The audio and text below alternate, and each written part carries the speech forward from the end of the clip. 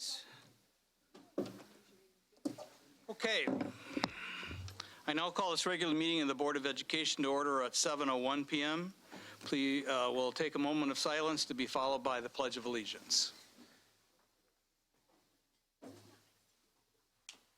I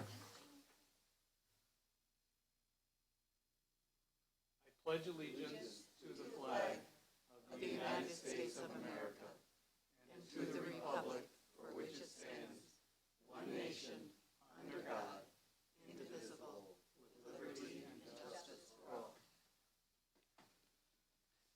Thank you. I'll have the coordinator call the roll. Mr. Dixon? Present. Mr. Rollins? Here. Mr. Scrivano? Here. Mrs. McCulloch? Here. Mr. Siegel? Mr. Connor? Here. With 5 present, 1 absent, we have a quorum. Thank you. Before we go any further, I'd like to thank the gentlemen in the back, Rod and Connor, are helping to work behind the scenes to produce our broadcast on Channel 20 with hundreds of people watching, I'm sure. So we'll move on now to petitions and communications portions of our meeting when we invite the public to make comments. The First Amendment of the United States Constitution guarantees the rights of citizens to petition their government, as well as provides for freedom of speech. Also, the Illinois School Code requires that there be a time at regular and special meetings for public comment. Thus, we are following those mandates during this petitions and communications portions of our agenda. According to Board Policy 2.2380, the public comments portion of the meeting is limited to a total of 30 minutes. The board will not respond to comments at this time. If it's appropriate, you'll be contacted in a timely manner by staff in response to your questions. In order to allow sufficient time for the business of the board and to conduct our meeting in an efficient and effective manner, we are requesting that you comply with the guidelines that are posted, and each speaker will be allowed no more than 2 minutes. It's not appropriate to address individual board members, individual administrators, or discuss matters that would otherwise be confidential in such open meetings. We only have 2 speakers tonight, but we have a clock on the wall up here that will help you with your 2-minute timing. We thank you for your interest and for your cooperation of our guidelines. Our first speaker tonight is Renee Sardina, to be followed by Caitlin Baylor. Renee, if you'll hit that button on the microphone. Good evening. It is with pleasure that I come tonight to thank the board. My other constituents, my other music constituents could not be here this evening. They had other gigs, so I promised them that I would represent them. First of all, we just came from a week of CMP camp. There were like 10 of us. We were like awesome. They looked at us and what school district are you from that they can send so many? It was just a wonderful, wonderful opportunity, and we all grew from it, and I know this year we're going to be better teachers because of it. Also, the Quavar program that elementary teachers are going to be using this year, the 3-year contract on that is that we've sampled it throughout last year, and that's going to be another awesome tool for us to use in our classrooms. I have more to say, and right now I'm drawing a blank, but I want to thank you. We know that you appreciate the arts, and the students appreciate the arts, and we know you appreciate the students. So thank you very much. Thank you, Renee. Caitlin Baylor. Good evening. I'm here with a similar message as Renee. My name is Caitlin Baylor, and I'm the Executive Director with the Rockford Area Arts Council. On behalf of our organization and the arts community, I'm here this evening to thank you for your support of the fine arts in Rockford Public School classrooms. The Rockford Area Arts Council has been made aware of the following examples of recent support from the Board for the Arts. The board has approved a uniform rotation purchase for all performance groups. You have also approved the purchase of sound shells for all secondary music and theater programs on a rotation basis. You have agreed that the curriculum department will purchase the music lesson books, scores, and scripts for classroom use, as well as the materials for all city festivals. The board has approved the adoption of Quavar Music, a technology curriculum for all elementary music classrooms. The Fine Arts Department was given a substantial end-of-the-year budget enhancement in order to continue replacement of worn-out instruments. The building administration has graciously allowed the teachers to attend one of their contractual professional learning community meetings outside of the building to allow specialists to meet and network and collaborate with each other. And finally, the distribution team, along with the board, is giving fine arts a large air-conditioned section in distribution for the storage of string instruments during the summer months to prevent damage to the instruments. These noteworthy examples serve to highlight a pattern of support for the fine arts in RPS 205, for which the Rockford Area Arts Council sincerely thanks you. We know that the arts are of tremendous value to our students. On the one hand, they have a great deal of inherent value unto themselves as a creative outlet and conduit of basic human expression, but they also have a great deal of outward rippling impact in classrooms. Data compiled by the National Endowment for the Arts shows that the study of art is so powerful that it can close the achievement gap between lower income students and their higher income peers, as evidenced by test scores compared across socioeconomic levels with filters for students studying the arts and not studying the arts. Study of the arts is essential for Rockford Public School students from every neighborhood and corner of the district, and we sincerely appreciate your affirmation of the significance through your support of the fine arts. Thank you. Thank you very much. Okay, well, our next agenda item is board member comments. Are any board member comments for tonight? Mr. Connor. So first of all, I'm not going to go into all the details, but I sent a lot of questions to the administration yesterday, and I got answers on virtually all of it today. So I just want to say categorically, thanks to all the cabinet for all the answers and the executive directors. So that was very helpful. And so on kind of a personal note, what I'll say is it was kind of arts related, but it was really more athletic related. But we went to the American Family Golf Championship, and we saw the celebrity foursome, which was Andy North, who's a senior professional golfer, but it had the Golden Bear, and if you don't know who that is, okay. Tisk tisk. It's Jack Nicklaus, for those of you that don't know. And there were a lot of people at work who did not know who it was, sorry to say. But everybody knew who Brett Favre was. And, for sure, because this is Madison, Wisconsin, hello.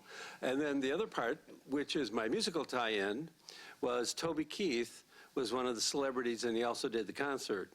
And I heard wonderful things about his concert, but I want to say I saw him and Brett Favre beat both Jack and Andy North on the 13th hole. They scored birdies, the other two didn't. There you go. So there you go. But there's my musical tie-in. There you go. Okay. Very good. Okay, any other board member comments? If not, then we'll move on to the consent portion of our agenda, including the following: payroll, accounts payable, purchase orders for fiscal year 19, purchase orders for fiscal year 20, contracts under 10,000, construction bid request log and travel. The following bid recommendations: first one for asbestos consulting and design, and the other one for electricity supply. The recurring contracts for the consulting agreement for accounting assistance, the Reed Group leave management services renewal, and the recurring contract with College Board. And the other consent items, including grant acceptance of the Illinois Department of Human Services Maternal Infant Early Childhood Home Visiting Grant, the fiscal year 19 budget transfer summaries, the permanent operating transfer of $5 million, the financial results for May of 2019, the monthly cash and investment report for May of 2019, the RPS managed work change order, the new school construction change order logs, and the Freedom of Information log. Is there a motion and a second to approve these consent items? So moved. Moved by Mr. Connor, second by Mr. Rollins. Are there any consent items that board members wish to have pulled for separate consideration? Mr. Connor. 8B.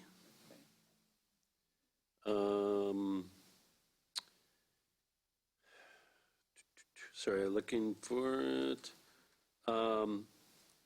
9C. Yeah, those were the two. Okay. I'll have the court, and we've got the motion in there already. All right, so let's have the roll on the approval of the consent items not pulled. Mr. Dixon? Yes. Mr. Rollins? Yes. Mr. Scrivano? Yes. Mrs. McCulloch? Yes.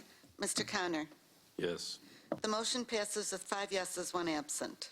Okay, thank you. I'll now take a motion and second to approve item 8B, which is the Reed Group Management Services renewal. So moved. Moved by Mr. Connor. Second. Second by Mr. Rollins.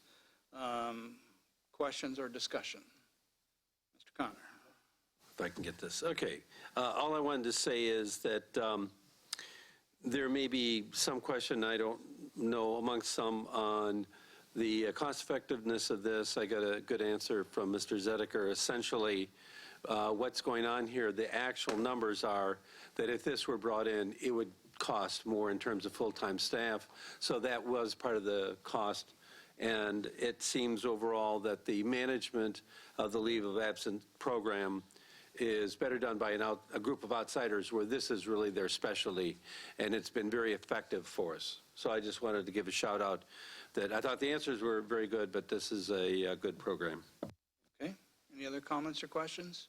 Now I'll have the board coordinator call for the roll on the approval of item 8B, the Reed Group Management Service renewal. Mr. Rollins? Yes. Mr. Scrivano? Yes. Mrs. McCulloch? Yes. Mr. Connor? Yes. Mr. Dixon? Yes. The motion passes with 5 yeses, 1 absent. Thank you. I'll now take a motion and a second to approve item 9C, which is the permanent operating transfer of $5 million. So moved. Moved by Mr. Connor. Second. Second by Mr. Dixon. Comments or questions? Mr. Connor. Again, I got some good answers from Mrs. Yar on this.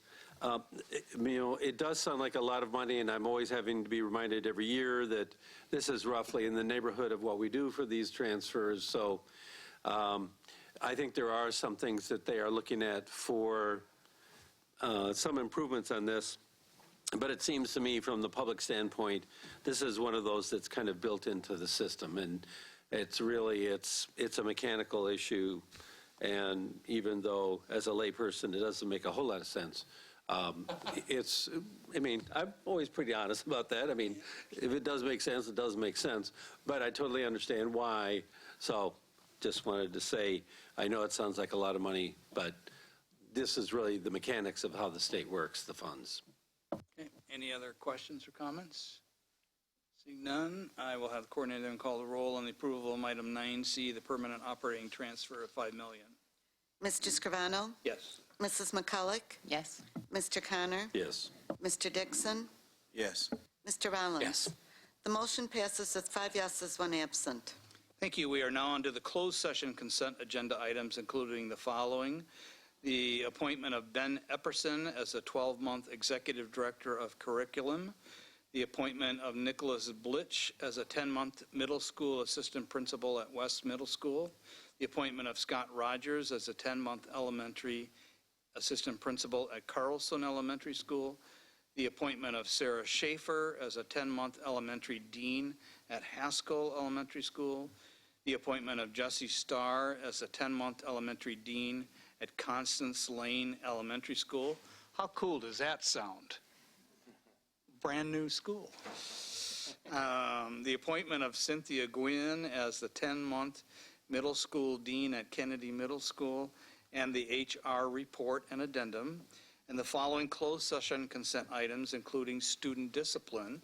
Unless otherwise modified below, the board adopts and accepts the hearing officer's findings and recommendations in the following cases in which students expelled or suspended are prohibited from being on school grounds and school-sponsored activities without the prior written permission of the principal. Student 4291 is expelled for the first semester of the 1920 school year. Students 4274, 4290, 4297 are expelled for the entire 2019-20 school year. Student 4298 and 4299 are expelled for the entire 2019-20 and the entire 2020 and 21 school year. Students 4292, 4293, 4295, and 4296 have expulsions that are being held in abeyance contingent upon an EIA agreement through the entire 2019-20 school year. The 10-day suspension of student 4294 is affirmed. The 7-day suspension of student 5011 is affirmed. And the following students are receiving EIAs. Students 1047, 1058, 1062, 1063, 1064, 1065, 1066, 1067, students 3911, 3912, 3914, 3917, 3918, 3919, 3922, student 3927, 3932, and student 3934. Is there a motion and a second to approve these closed session consent items? So moved. Moved by Mr. Connor. Second. Second by Mr. Dixon. Are there any items that board members would like to have pulled for separate consideration? Mr. Rounds? 10G. Okay, 10G. Oops, not student G.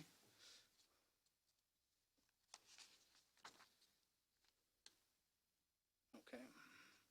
Any others?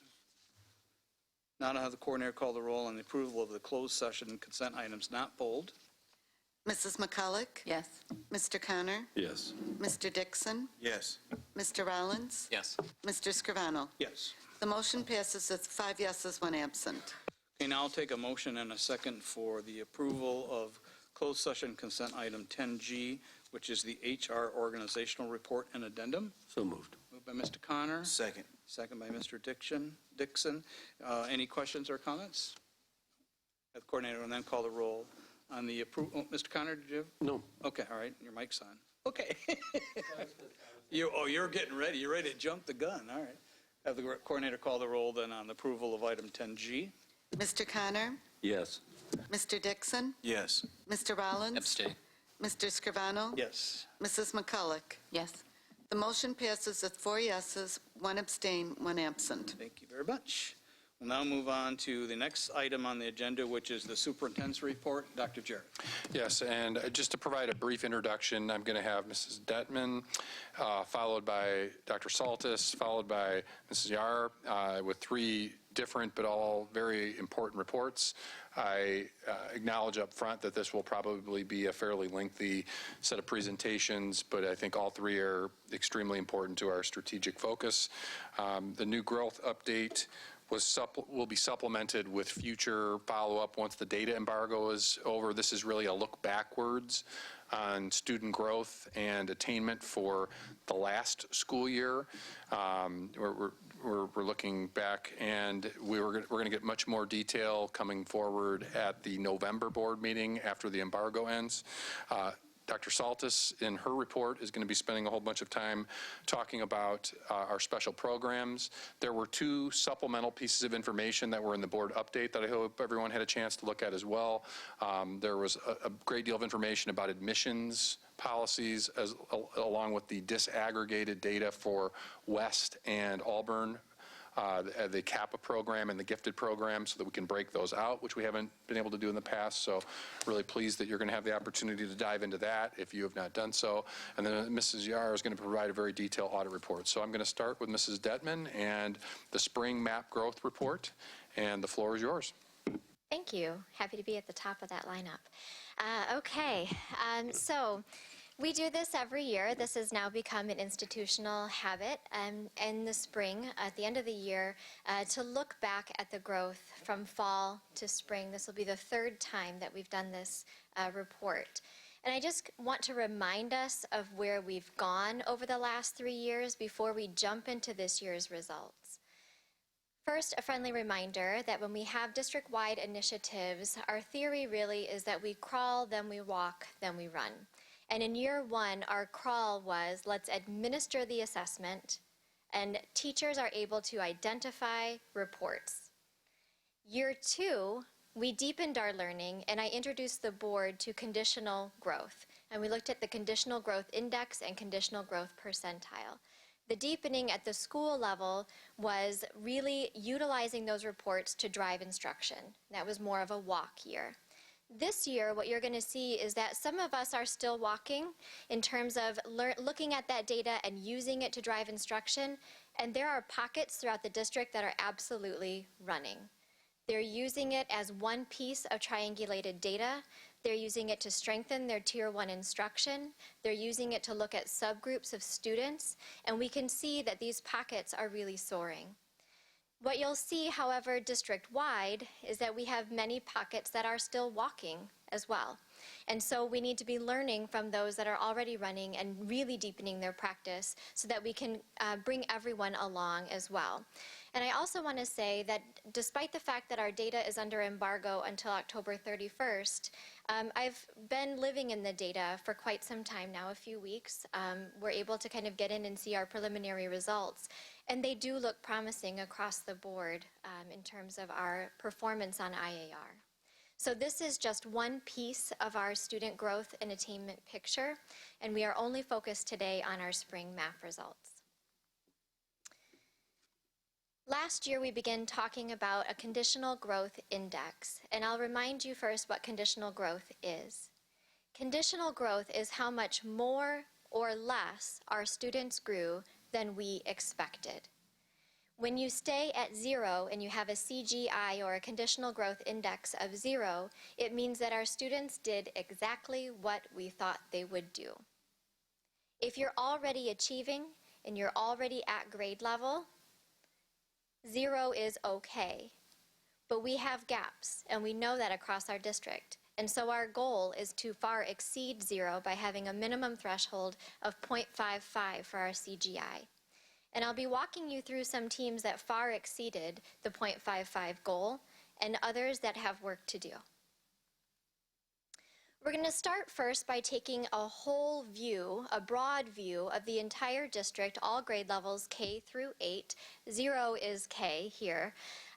K through 8 over the last 3 years. Now we've had this assessment 3 years, and so we're able now to look back on our trends and start to see, ups and downs really.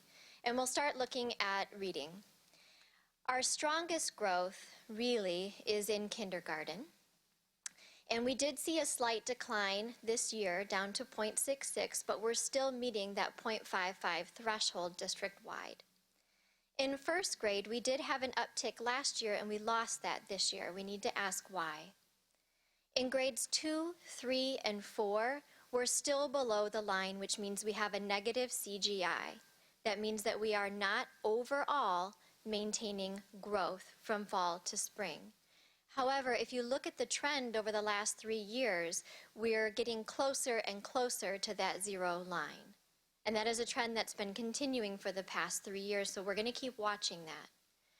An interesting thing happened in 5th, 6th, 7th, and 8th grade, though. The gains that we saw in year 1 and year 2 were minimized this year. We had fewer pockets reaching that 0.55. Last year, middle school was really a celebration for the percentage of students who meet or exceeded their growth projections. And so we need to ask why this year in reading. And I'll remind you as well that coming up in the next school year, we're introducing a balanced literacy block into our 6th, 7th, and 8th grade classrooms with a new curriculum and a new resource. Our pilot site this year, Eisenhower Middle School, actually, they met the district growth target in 6th and 7th and 8th grade in reading. The next slide is a look at math across the district, again, grades K through 8. In year 1, we had a rather bleak picture for math, and I've shown this to you a few different ways. Year 1, we were primarily red. We were below the line. Year 2, we almost completely reversed that trend. We flipped our reds to greens, meaning that we had positive growth from fall to spring. This year, we have some mixed results. We lost a little bit of that ground in kinder, but boy, did we make up for it in 2nd grade. And I will tell you, there are some incredibly strong teams across our district that make that fuchsia line stand proudly above that threshold. And let's see.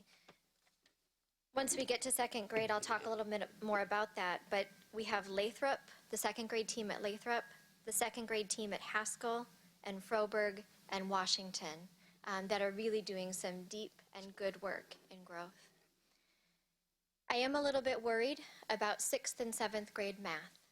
We've had a new curriculum in 6th and 7th grade math now for 3 years, just like we've had a new curriculum in K1 and 2 for 3 years.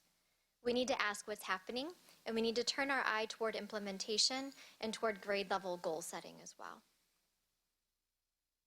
However, If you look at our kinder, our first and our second, they've had this new aligned and grade level curriculum since they entered that system. And I'm preliminarily hopeful that we're seeing an impact of that. The next series of slides are all set up the same way. And before I proceed, I want to make sure that I can explain how they're set up. On the left side of the screen is the growth metric. This is the percentage of students who are meeting or exceeding their growth projection. Our goal as a district is to reach higher than 60% of our students in any given grade level or any given school. On the right side of the screen is the achievement. Achievement is measured by the national percentile ranking.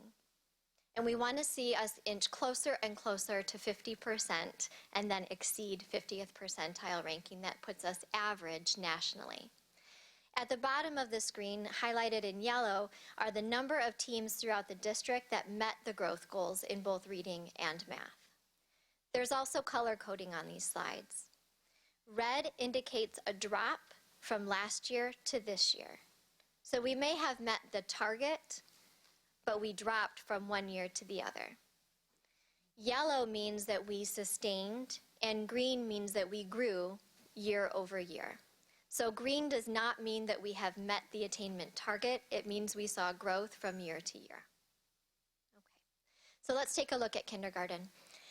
On top, you can see the percentage of students who met or exceeded their growth projection, and we are at 66% this year, which is down 3% from last year at 69%, but still exceeding the district growth goal of 60%.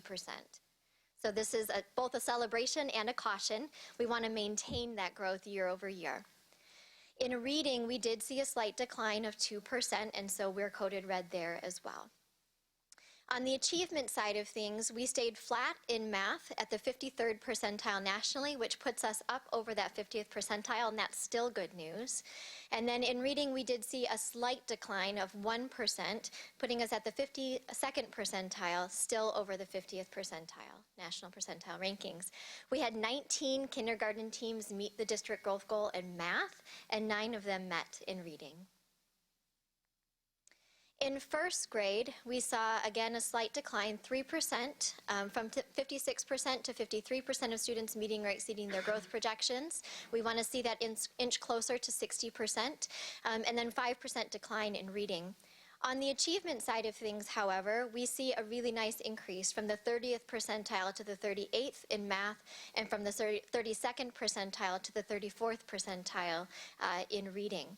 And when we look at our cohort, our students ended in the 53rd percentile as kindergartners as well. 12 first grade teams met the district growth goal in math, and 9 district teams or school teams met in reading in first grade. In second grade, this is where we have several of our Rockstar teams, we are at that threshold for 60% of students meeting or exceeding their growth targets in math, and a 6% increase from last year. We maintained in reading at 42%. And on the achievement side of things, we see a significant jump from 37% to 54% in math, and from the 21st percentile in reading to the 23rd. So all in all, our second grade picture looks pretty good, and we can see some real standouts as we look district-wide. 16 teams met the growth goals in math, and 2 met in reading.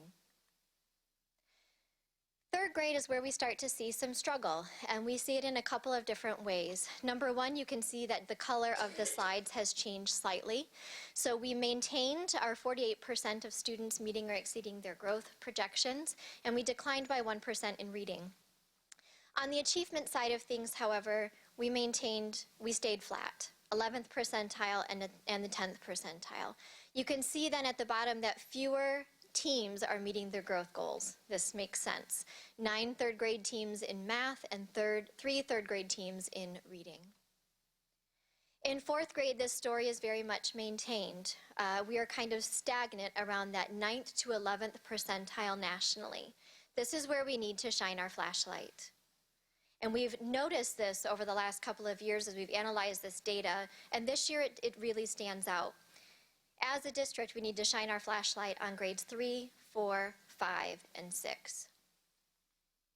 Fifth grade tells a very similar story. Instead of climbing toward that 60% on the left-hand side, we do see a year-over-year decline. On the achievement side of things, again, we see a decline from the spring of 2017 to the spring of 2019. We want to see us inching closer and closer to that 50th percentile. 4 fifth grade teams met in math and 5 met in reading. Sixth grade had a little bit of a hard year. And you can see that on the achievement side, from the spring of 2017 to the spring of 2019, there was really only 1 percentile difference. And 1% increase over 3 years, really, in reading. But we did see a pretty dramatic decline in the percentage of students who are meeting or exceeding their growth projections. We need to ask some questions about sixth grade math. We need to talk to teachers. We need to figure out what's happening so that we can align our supports and see this increase next year. Seventh grade, the picture remains very similar, but there are more teams across the district who are meeting or exceeding. 3 seventh grade teams met the district growth goal in math, and 3 met in reading. And we can see on the right side of the screen that our national percentile rankings are climbing slightly on the 7th grade teams. In 8th grade, same picture, decline on the left with the percentage of students, and on the right side, a decline in national percentile rankings as well. I will note here for middle school, especially for math, we've had some really incredible challenges with staffing and having highly qualified teachers consistently in place in all of our math classrooms. Math teachers are very difficult to find, especially in secondary, and we know by working with schools that we've had some challenges there across the district. All of that said, these are all the teams who have met the district growth goals in math. This is just kinder, first, and second. And I want to kind of demonstrate for you what some of these numbers mean.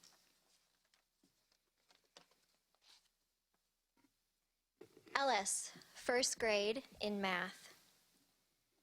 They had a conditional growth percentile of 95%, which means that their growth was stronger than 95% of the national norm.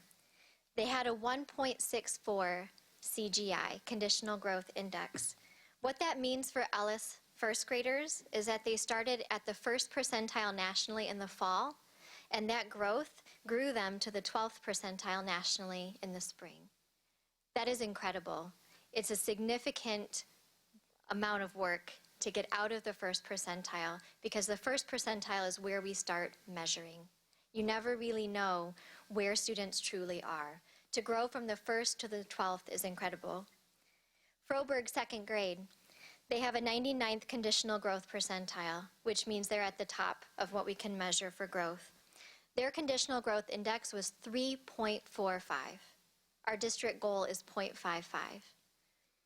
Because of that, their students in second grade in math went from the 42nd percentile nationally to the 92nd percentile by the spring. That's amazing. Haskell, second grade.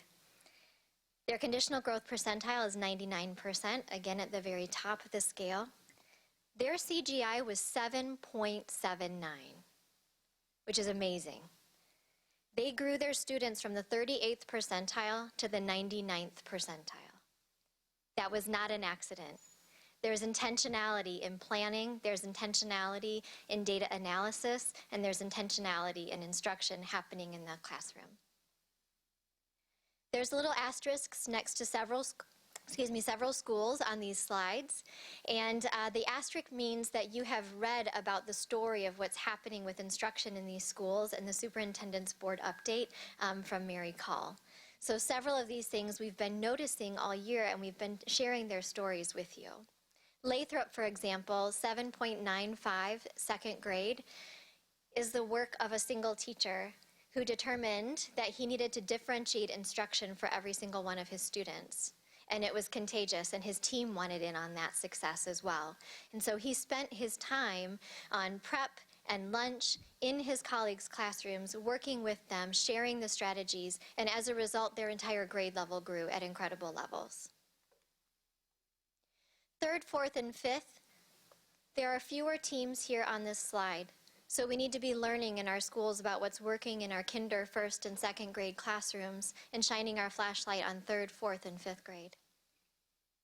That said, we still have several schools far and above our district goal of 0.55. Here are a list of the teams in reading across the district. You can see Hillman in kindergarten. You read the story of Jamie and Jeff Dobeck in the Superintendent's Board update. Mr. Dobeck, I believe, said he had one student who didn't meet his growth goal in his classroom this year, and he was crushed. And their CGI is 3.18 as a team. In middle school, we have fewer teams across the district, but we have something to celebrate here in 7th grade with math, with Marshall, Montessori, and Barber.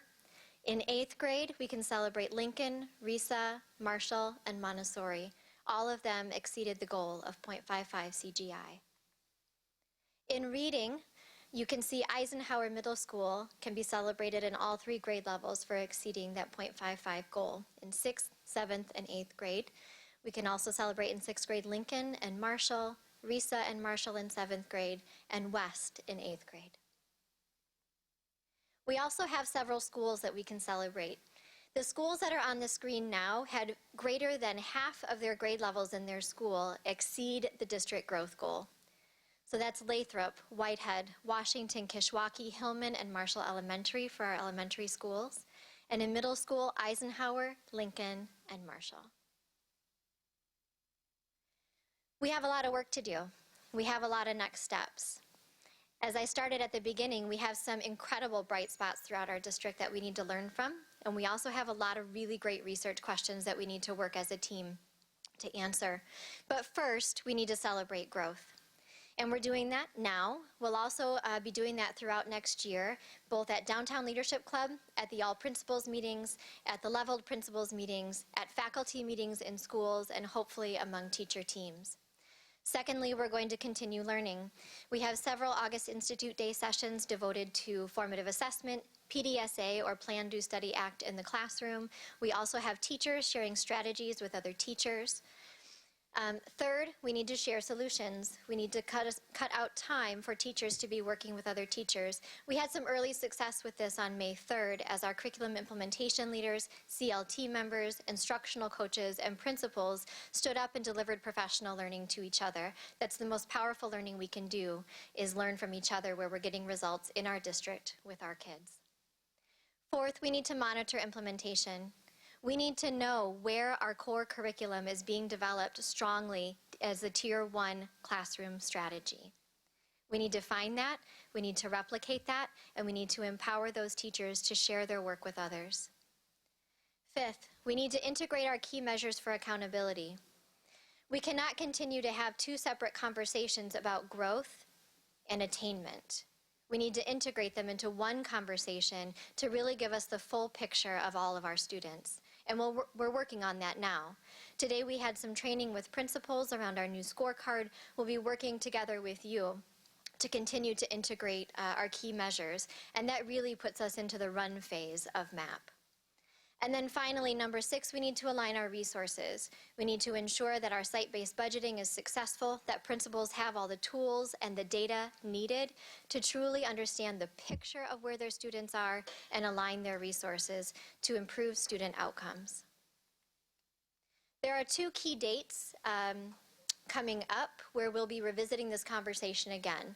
On October 31st, that is the public data release of our achievement data through the state of Illinois. That will include IAR, PSAT, SAT, graduation rate, AP, etc. And we'll report on that at the November 5th Committee of the Whole. And during that time, we'll also continue our conversation about integrating growth and attainment. And I'm happy to take any questions that you may have. Okay. Questions and comments from the board. Mr. Dixon, you can go first. Can I have you pull your mic a little closer to you? There. Okay. So my question is really about Latham, the second grade teacher. So what have we done to maximize? It seems like he has come with a system that has not only worked for him and his students, but he has taught the other teachers how to teach their class. So what are we doing to utilize and maximize his potential and move him around to other? Because I believe Ellis could use him, Lewis Lemons could use him, and every other elementary teacher can use him. So what are we doing?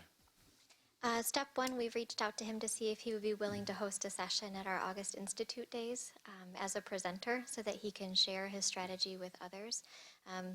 We're in the planning for that right now. Secondly, we have small cohorts of principals, principal PLCs. We also have time at our leveled principal meetings to share there with leadership. But we also have dedicated time for PLCs. We've been working on the practice over the past year or so of supporting teachers to get out of their classroom and visit others, and supporting principals and APs to visit schools where things are happening that are working, and opening those channels of communication. Can you give me that date again? The first. For August Institute Days?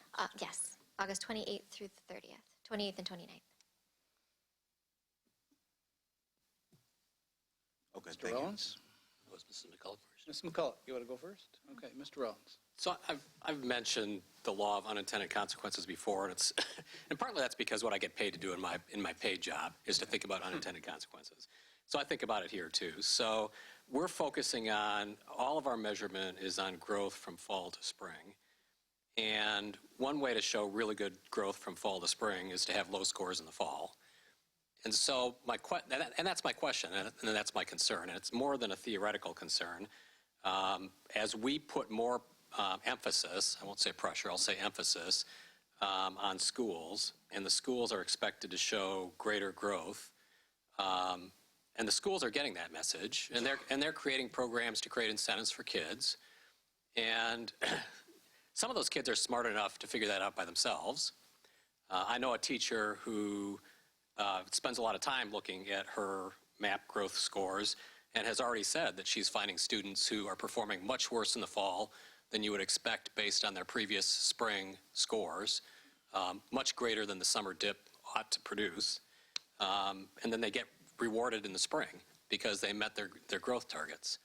And that's individual students. I guess my concern is that could be replicated at a school level as well. Not really, I won't say directly, but it seems like it's pretty easy not to emphasize the fall testing and then to make a big deal out of the spring testing, and that's one way to increase your growth from fall to spring. So I guess, have we thought about instead measuring spring to spring, which would eliminate that concern, or are we doing any double checking to see whether the fall scores are lower than we would expect, even taking into account, I mean, I think MAP takes into account that summer dip. Have we done any double checking, especially, across the district, to ensure that we're not seeing greater dips than what MAP itself would predict for the fall testing? At this point in time, I've not seen that. We do pull fall to fall and spring to spring as we're analyzing data just ourselves to get that full picture. At this point in time, I've not seen any flags like that would indicate any sort of malpractice, I would say. But I would certainly invite, Dr. Vosberg to share on the messaging of our fall assessments. But at this point, I've not seen that. But I hear what you're saying, and I hear that as a cautionary tale.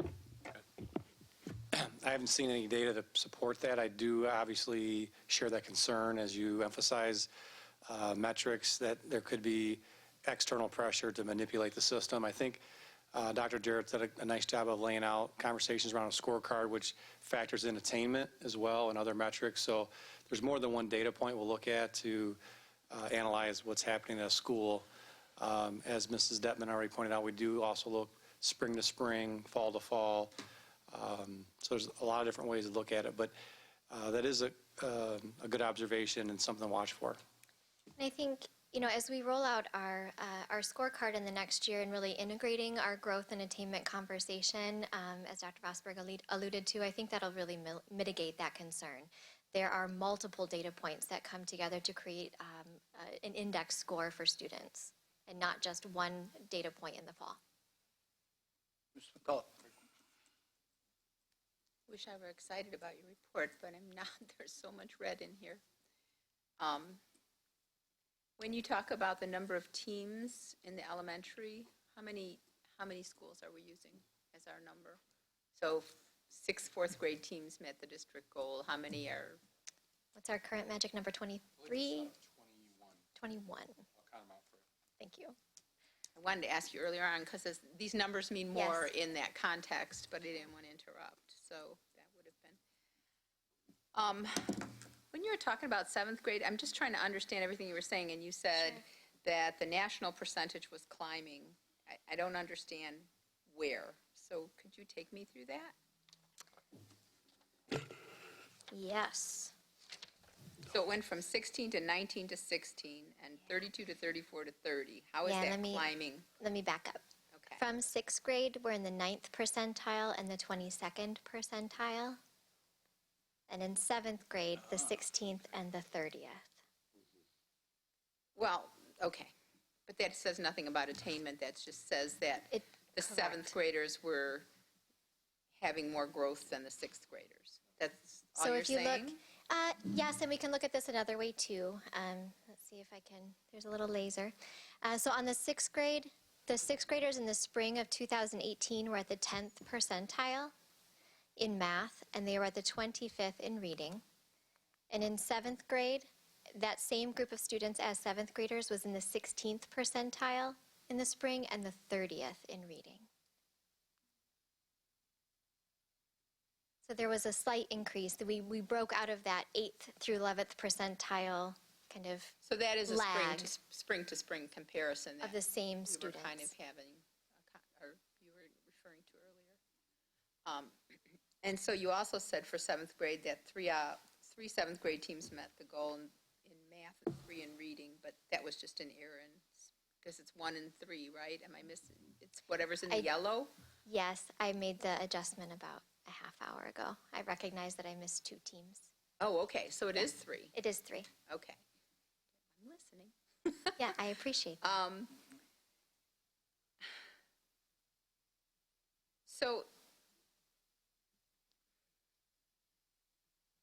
So where does this put us with regard to our district goals overall? I mean, this is just one piece of the scorecard, which is something you've been going over with the principals this last week.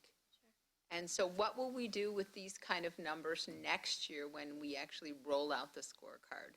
This will just be one piece of the whole? It will be one piece of the whole. It's a significant piece of the whole. Our belief over the last few years is that growth absolutely matters, and that's still our belief. Growth absolutely matters.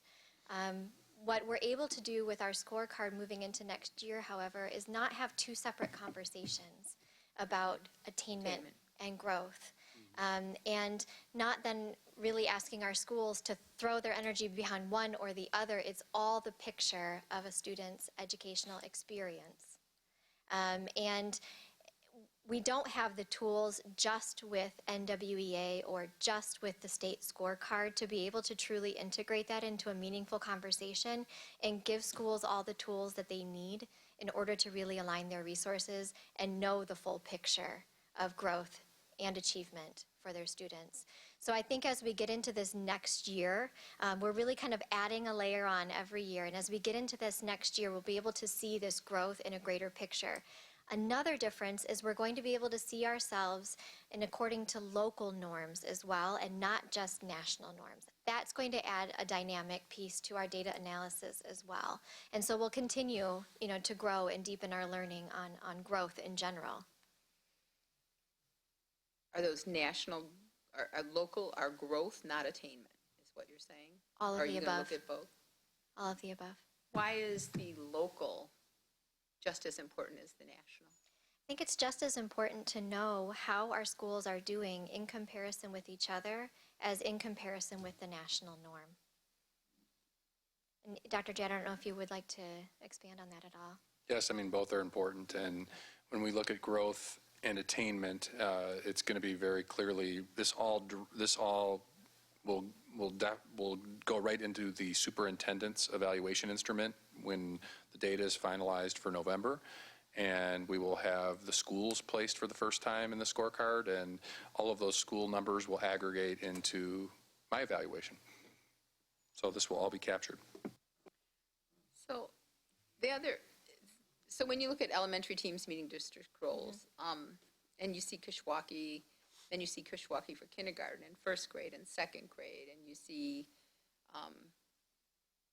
which other ones are, I mean, are we looking at the leadership in those schools to see what they're doing to help move their teachers along? Because this isn't just about each grade level and each teacher, it's really how they're motivating or working with or pressing on, the data. It is, and what we're learning from these schools and from these teams is that it's not one answer or one silver bullet. It's high quality instructional practice, dedicated teams of teachers working together, pushing their students toward grade level goals and standards, consistent implementation in Tier 1 instruction, identification of students who need more and systematic ways to reach them. These are the high quality best practices that we want to see happening in every single school. So what is happening in these schools with their leadership, with the way they manage their time and their staff, to really rally around what students need and get results. And we're going to learn an awful lot from them throughout the next school year. Some of these teams have growth that we have not seen before in our past 3 years. I mean, 7.79 at Haskell in 7th grade, that's amazing. And that's not something we have seen over the past 2 years.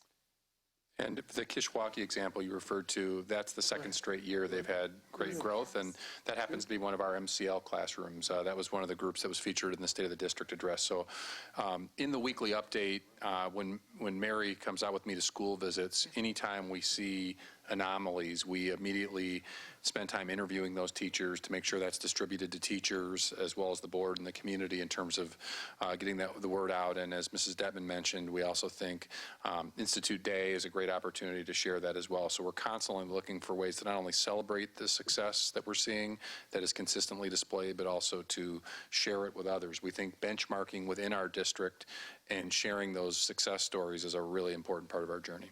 And these Eisenhower teachers, 6th, 7th, and 8th grade, they led the learning for their peers on May 3rd. And the feedback from those sessions was fantastic. It was focused on instruction and focused on how they're using the integration of reading and writing to push students higher. And part of what I keep thinking is how do you get, so I said administrators, but also at a certified staff at the teacher level, how do you get teachers motivated to say, I want my school to be here? I mean, what do you do to push that? Because this is a teacher-led initiative, and if they've got to care about making that change.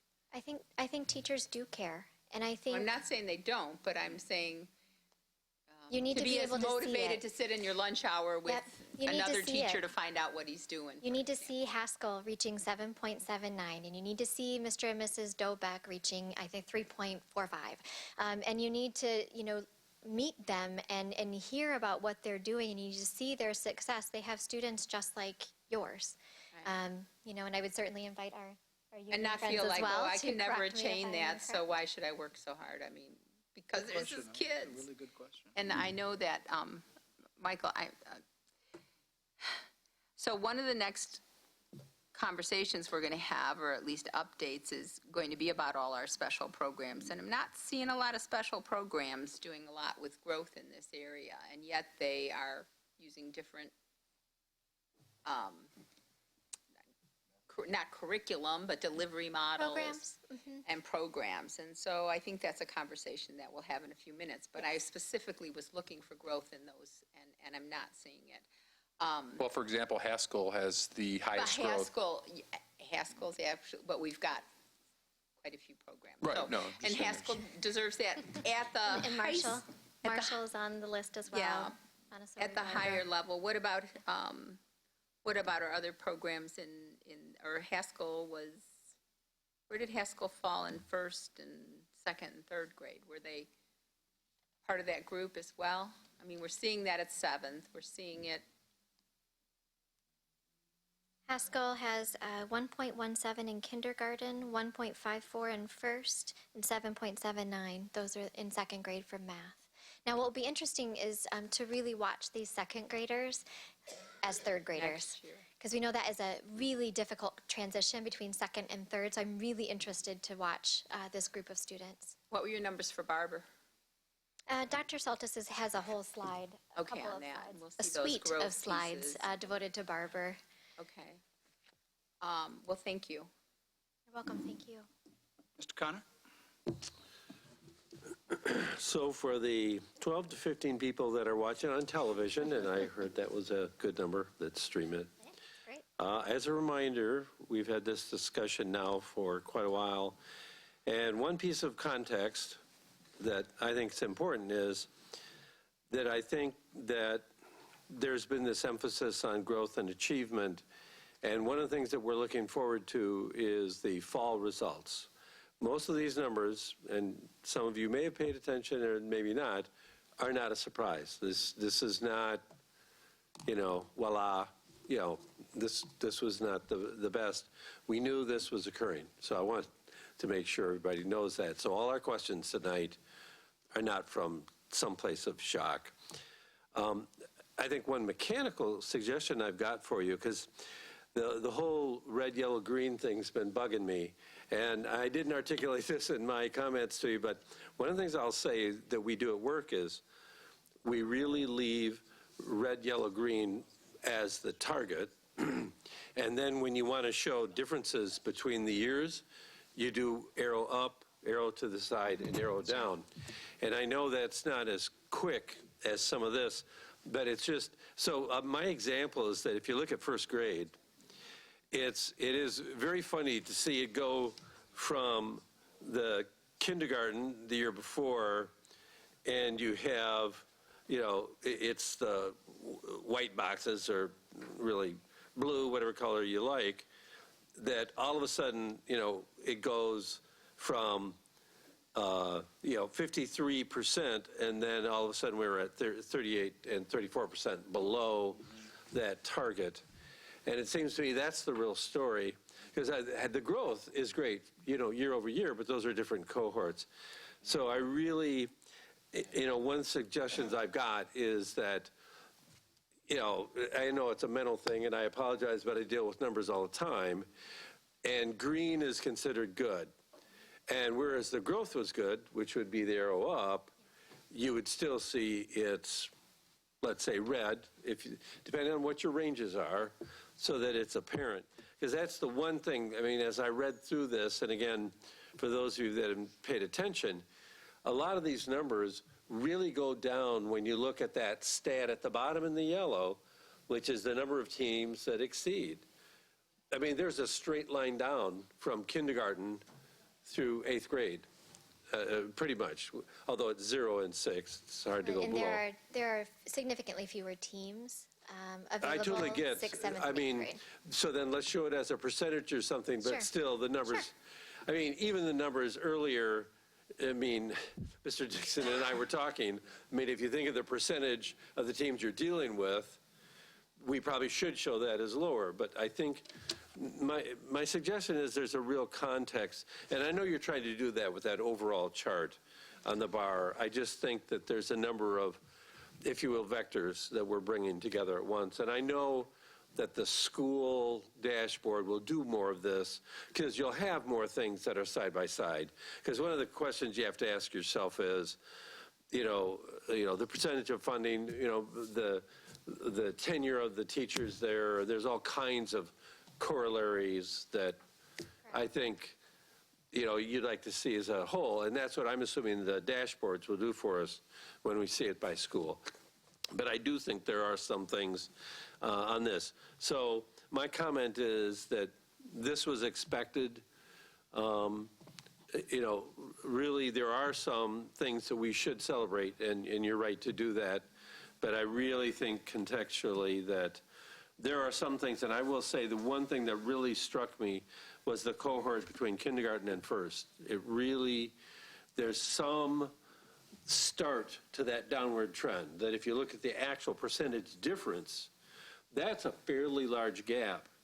And that then we get into the second and third, and particularly that area, and now we're at 10% and 11%. And that, so it's like we even out. We bottom in that one place, and that's where we should be spending our time. I know you are, and I'm not really trying to jaw at you about this, but I think... No, your point is well taken, and we actually reviewed 3 to 4 different ways that we could look at the data. Absolutely. So I appreciate your comment. Yeah. I just, and I'm going to go back to my original point and say, when I see green, you know, Sure. I know it's psychological. Yeah. I think there's a context, and poor Aaron hears about this every time we have a one-on-one, but I think context to me, especially dealing with the public, I always try and look at these and say, if I'm the public looking at this, and I don't spend much time, what am I going to walk away? I wouldn't want somebody to walk away with, oh, gee, we're green in achievement in first grade. I'd want to say, yeah, we improved. We're really below even the 50%, so. I'm going to jump in with mine, too. I am still, could you help me and clarify the definition of team? Because to me, is that a classroom? Is that a grade level at a building? A grade level at a building. Okay, all right, very good, okay. I'm right with Mrs. McCulloch on the it's critical, the tactics that are going to be used for rolling and expanding best practices. Right. You know, if you've got a teacher at Lathrop who's doing a phenomenal job in that grade level or whatever, what is the tactic you're going to use to get that best practice to be repeated? I know you're paying attention to this, but to me that's critical, that, you know, for other second grader teachers to jump in and want to adapt or adopt the best practices, that tactic on how you do that is critical. Just a comment. Mr. Dixon. And I kind of I was going to piggyback on that. Okay. That's the exact same thing. But I really want to draw focus to sixth grade. I mean, a brief question. I don't know if it'll be a brief answer, but sixth grade, do we know what happened?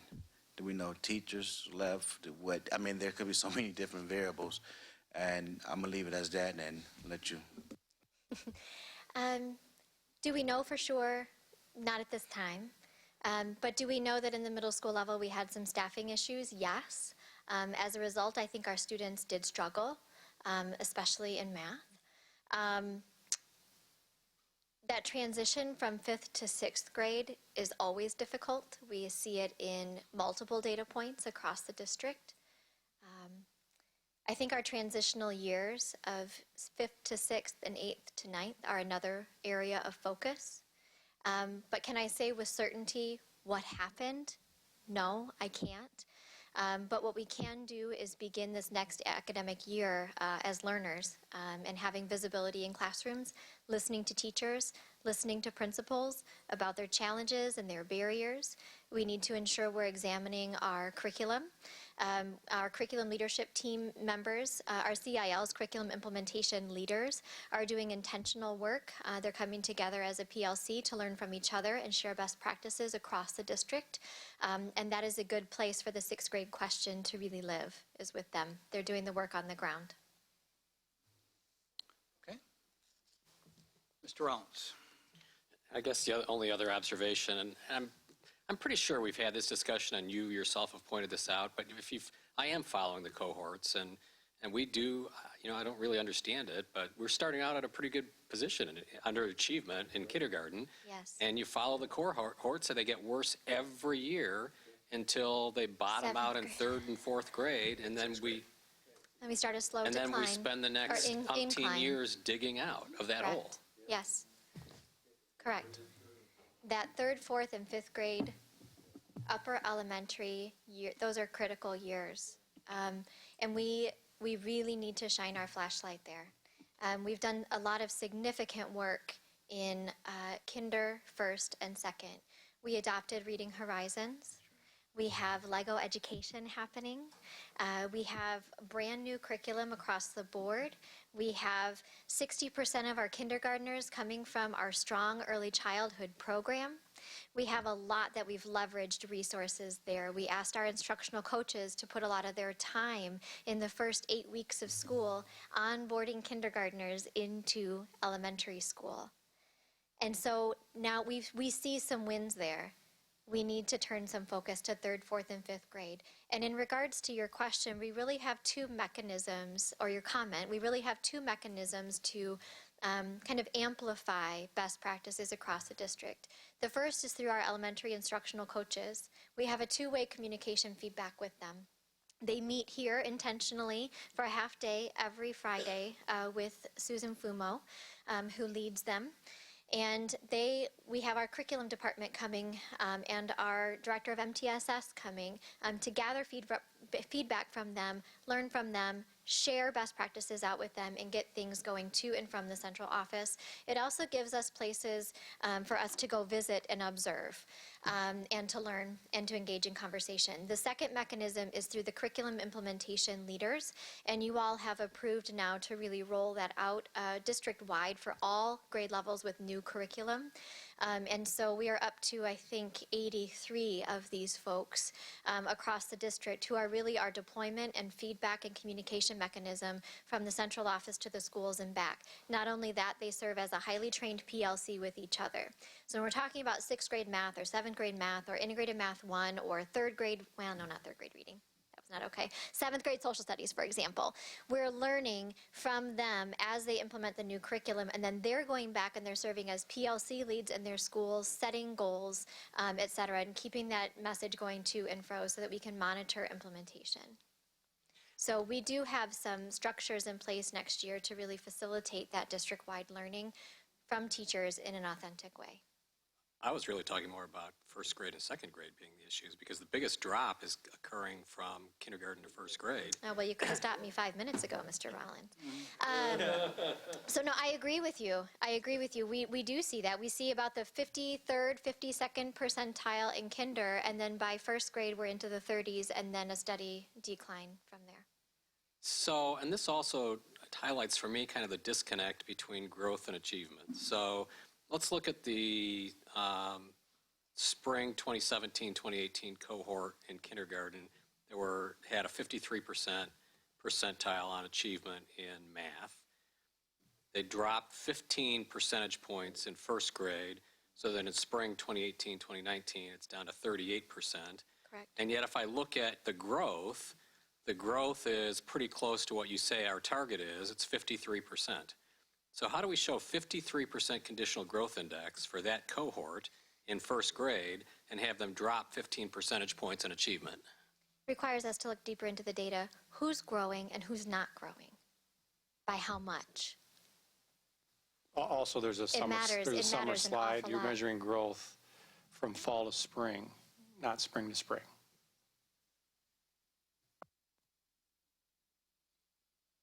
Which could be a summer slide or could be something else too. Okay, thank you. Ms. McCullough, did you have another comment? Don't we do a winter map test? We Why did I do. think there were 3? There are. And so, Ms. Fumo was here in the winter, delivering the winter map results. She was here in February, I believe. right, but to put that in perspective with what your end was would be, Oh, to see that all 3 data this is like points. the Sure. 2 ends. What happened in the middle? And how did that compare to the end, I guess, is my thought. It just seems like, Moving forward, as we integrate growth, and actually, winter is going to be one of those data points. that would be good. Yes. Thank you. You're welcome. Thank you. Okay, thank you, Heidi. Dr. Salsas, I think you're next with special programs.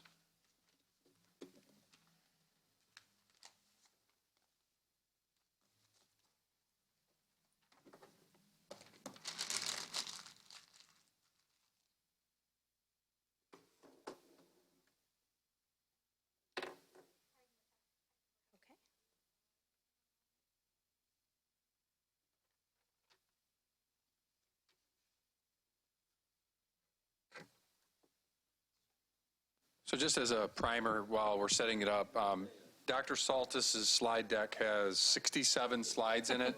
So I want to be clear to everyone that she is going to be highlighting big picture themes, and then we'll have plenty of time for discussion. So she's not going to laboriously cover every single one of those 67 slides. She's going to try to highlight one or two things, move quickly, and then we know that there will be interest in follow-up conversation. So.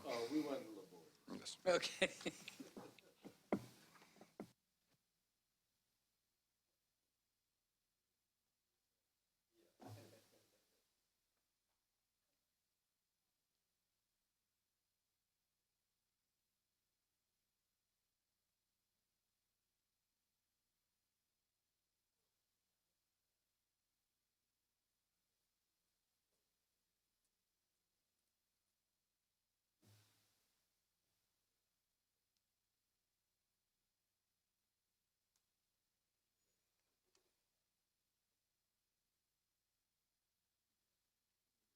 Thank you, Mrs. Detman.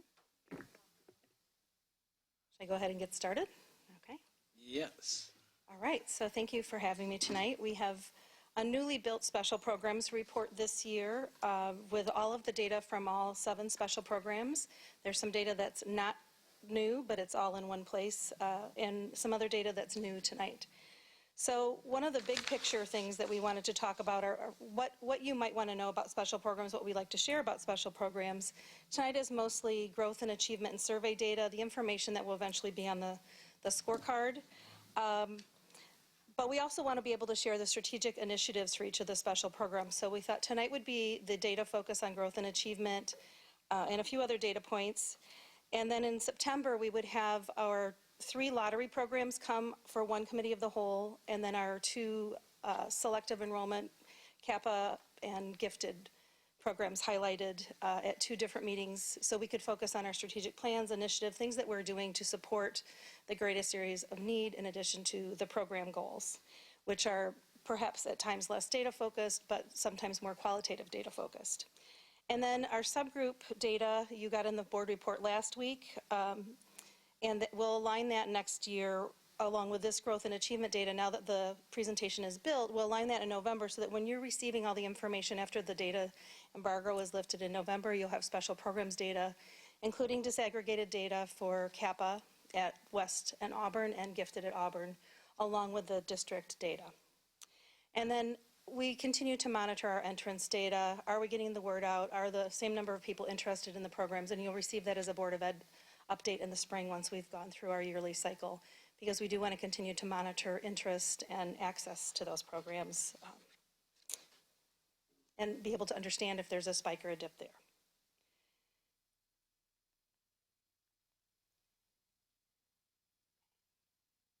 So for tonight, we're going to be talking about a lot of data for all special programs, as Dr. Jarrett said. I'm going to go rather quickly through the slides that have information that's not brand new, but is all consolidated in this report. And anything that's new, we'll pause for a minute. You'll have the 2017 PARC data or SAT data for all of the special programs, including those that are within zone schools. And you'll have the special programs versions of what Mrs. Detman shared, the fall to spring map achievement and growth data for all the programs, including Kappa, which we disaggregated for you tonight and made similar slides, which you've not seen before. We also included survey data for all the self-contained buildings, so you'll have that through the surveys that parents, students, and teachers take, including the engaged staff, staff net promoter, and parent net promoter. And then we did some longitudinal data for 3 years at least, so you have some trend data for graduation rate for Maria Montessori and two-way language immersion at Barber, because those are programs that end at 8th grade, and we don't really have high school data on them. So I'll describe that in more detail when we get to those slides. For our survey data, we do not have disaggregated data for Kappa or for gifted at Auburn, because those are anonymous surveys, but we have had some discussion about that. So survey trends, all self-contained special programs exceeded national benchmarks for the staff net promoter. They exceeded national benchmarks for the family net promoter, and they met or exceeded the national benchmarks for staff engagement. In addition, all of the special programs, self-contained special programs, met the threshold for parent and family responses so that that data could be measured for you. So for each special program, you'll have an initial slide that is just a reminder of the goals and the strategies that they have developed through their 5-year plans. All of the special programs, except for Haskell, who's still in year 2, just finished year 2 of implementation, all of them just finished year 2 or year 3 of their 5-year plans. So we'll start with achievement trends for Gifted Academy first. In the upcoming slides, you'll see, again, not new data, but Marshall Elementary and Marshall 5 through 8, their PARC data. They exceeded the state benchmarks in math and ELA PARC. They experienced a decline in ELA PARC from 17 to 18, Marshall Elementary 5% and Marshall 3%, and Marshall Elementary experienced an increase in math PARC from 17 to 18 of 2%. You'll see the Gifted Academy slide for SAT and ELA and math and their trends there. And then you'll have the spring 2019 MAP achievement and growth data for both Marshall Elementary and Marshall, similar to what Mrs. Detman shared. I'll just kind of flash on those for a moment, since those are part of the school report card. But again, they're all here together for you in one report for the first time. So Marshall Elementary, this is the fall to spring achievement for MAP, reading and math, comparative to the district, and growth.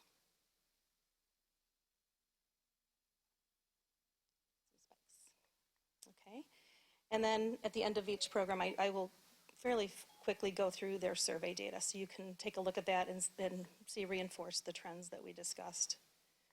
So our families in special programs are choosing them, and they're referring others, and our teachers as well. In Marshall 5 through 8.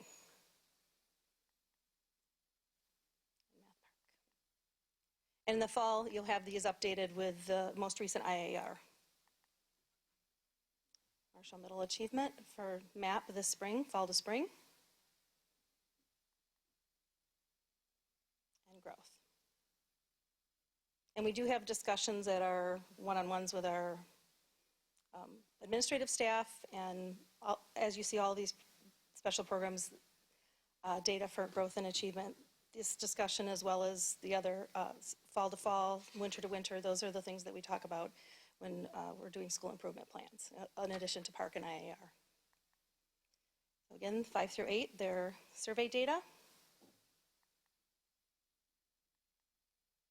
And then Auburn, this is the disaggregated gifted SAT ELA against the benchmark, which is 540. And in math, and in composite. Oops. Just a reminder of the CAPA goals, if you care to look deeper at those, and we're excited to share some of the initiatives again for all of these special programs in September when we come back. And the structure to the work for the special program is on the side. So for CAPA, this may be the first time you've seen disaggregated data for this program, so it's exciting to share, just to have it and to be able to look at. We always look at it by teacher at the building level. West and Auburn look at it when they're doing their planning at the buildings, but here it is all in one place for us to look at together and have continued discussions. So PARC for 2017-18 in ELA and math. Spring 2019, it's a fall to spring achievement and growth data. And the SAT 2017 and 18, ELA, math, and total, disaggregated. So students enrolled in CAPA West, they outperformed their peers at West. Although they did not meet or exceed the state standards, they experienced a slight increase in scores on both ELA and math PARC from 2017 to 18, and outperformed the district both years for ELA. And we'll land on the slides for a minute for MAP, achievement and growth. CAPA at Auburn, there was a decline in scores between 17 to 18, outperformed the district in ELA, math, and total score in both years, and achieved an average ELA score in 2017 higher than the state average. And their total score was almost at the state average. So we'll be looking at that trend in addition to this year's data, which we have, and will be in your November report to look for trends and have discussions.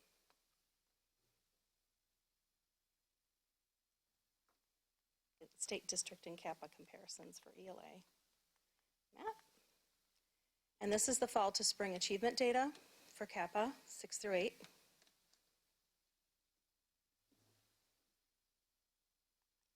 and growth data.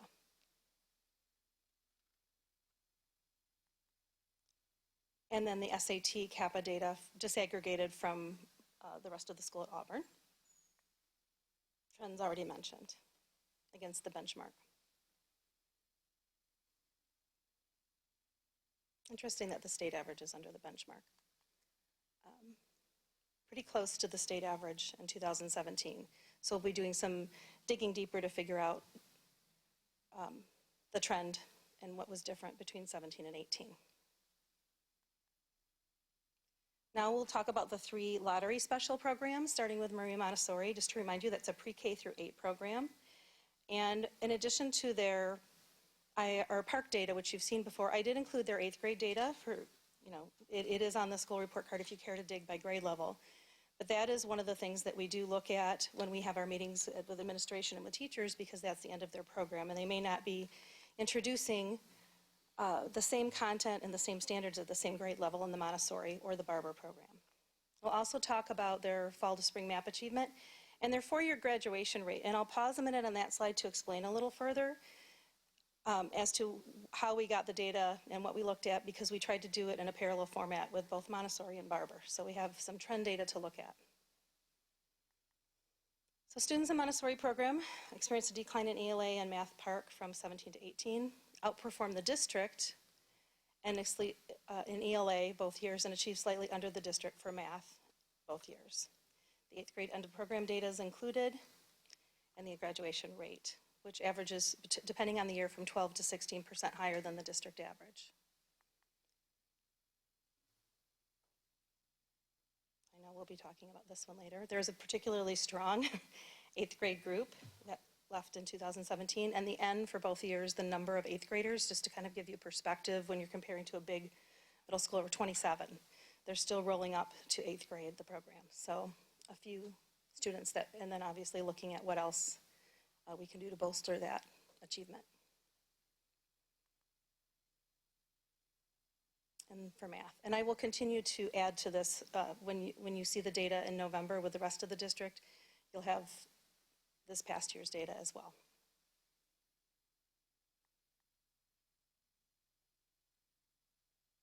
You can see similar reading and math for Montessori by grade level. And when you look at 7th and 8th, those are the years towards the end of the program. And growth.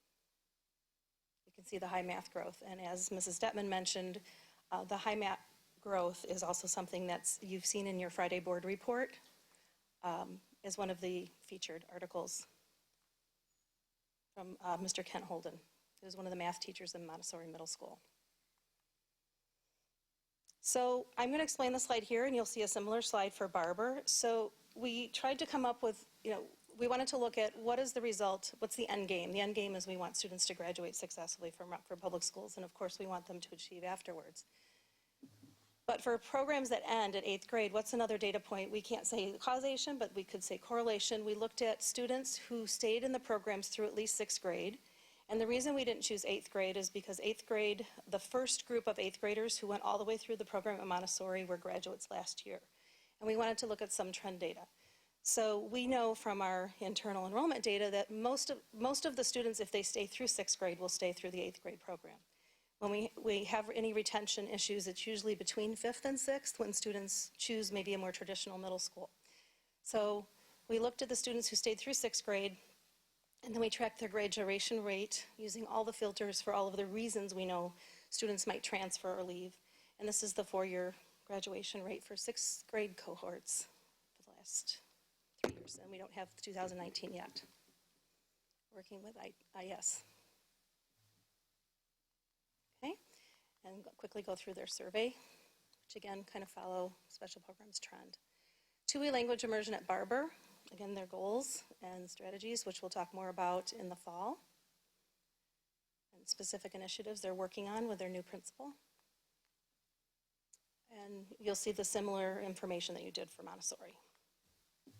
So there was a decline in ELA and Math Park from 17 to 18, a higher graduation rate than the district average. And the 8th grade end of program data is also included for you there as a data point. And I want to remind you, when you look through the Barber data, You have to remember that students are learning both English and Spanish all the way through 8th grade. So when you see 3rd grade data, that's the first year students have had any English instruction more than like 10%.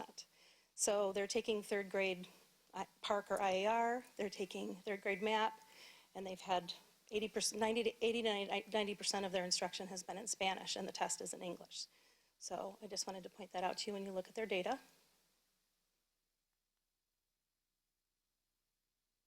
It doesn't mean we don't still have a lot of growth to do and a lot of work to do.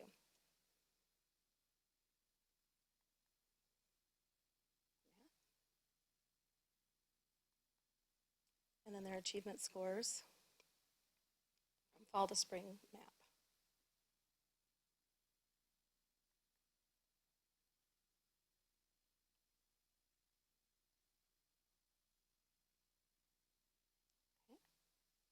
And then again, a similar slide to the Montessori slide when you're looking at the 6th grade cohort and 3 years worth of graduation data. Is it making an impact? We can't say causation, but is there any correlation for students at the programs that end in 8th grade? As you can see, there's an increased percentage of graduation rate. And then their survey data. And last but not least, STEAM Academy is our newest special program, as you know. They just completed year 2 of their STEAM focus. They spent the first year looking at data, deciding what they wanted the focus to be. Year 2 was piloting some different things, so we did kind of get a little bit STEAMy in year 1. But really, last year was the first full implementation of STEAM, and then we'll be writing some 5-year goals for them next year that will hopefully take them to the next level. They're the only innovation school, so they'll have extra time with kids and with teachers next year and some extra positions funded to support growth. Again, for all the programs looking at preliminary IAR data, I'll be excited when that can be shared as well. And I'll share similar slides for them.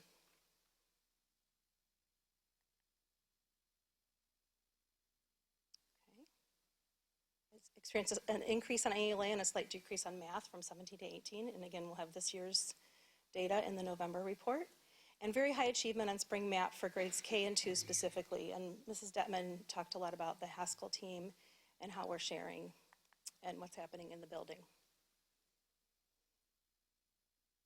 So it'll be nice to see that continue to go up. And again, when you're at a 1 or 2%, knowing it at both ends of the continuum, it's harder to move the needle than it is in the middle. So that'll be something.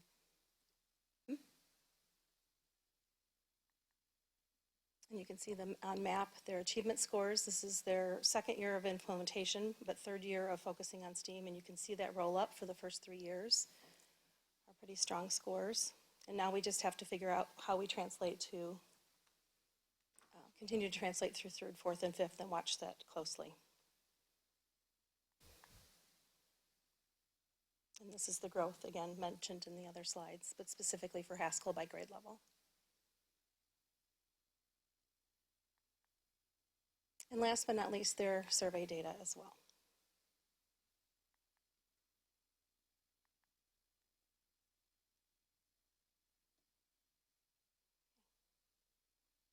I know probably quite a few questions. The data does tell a story. Okay. Who would like to go first? Mr. Connor.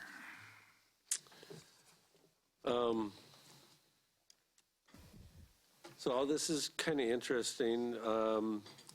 I will say, full disclosure, I'm way in favor of these programs. I think doing the graduation rate is very important. We have to keep our eye on that part of it. Obviously, there are some almost inherent weaknesses. So full disclosure to those of you that don't know me, I have an undergraduate degree from a music conservatory. So I know that music part pretty well. And I am just totally not shocked at the math scores. I can correlate that bad boy. And what I'll say is that, some of this, I think, I'm glad that we're doing this, and because one of the things is that extra programs, in one sense, are a privilege, and there should be some high standards associated with it. So I'm totally good with that. I think the only thing that I would say about the arts is that, much like in engineering, really, is it takes hours worth of work to have certain accomplishments. And even though that there's no national standard like a IAR and that kind of thing, I think it would be instructive to see the growth of our students in their discipline. And I don't know how you really measure that because, I mean, there are contests, if you will, and there's scholarships for art students and so forth. But I think it would be instructive to know that the students in those particular areas, and obviously I got a dog in the hunt on this one, you know, especially for the arts, that we do show the progress that people are making in that discipline, just like we would for engineering or anything else. I will say, so that's one. I really would like to see that.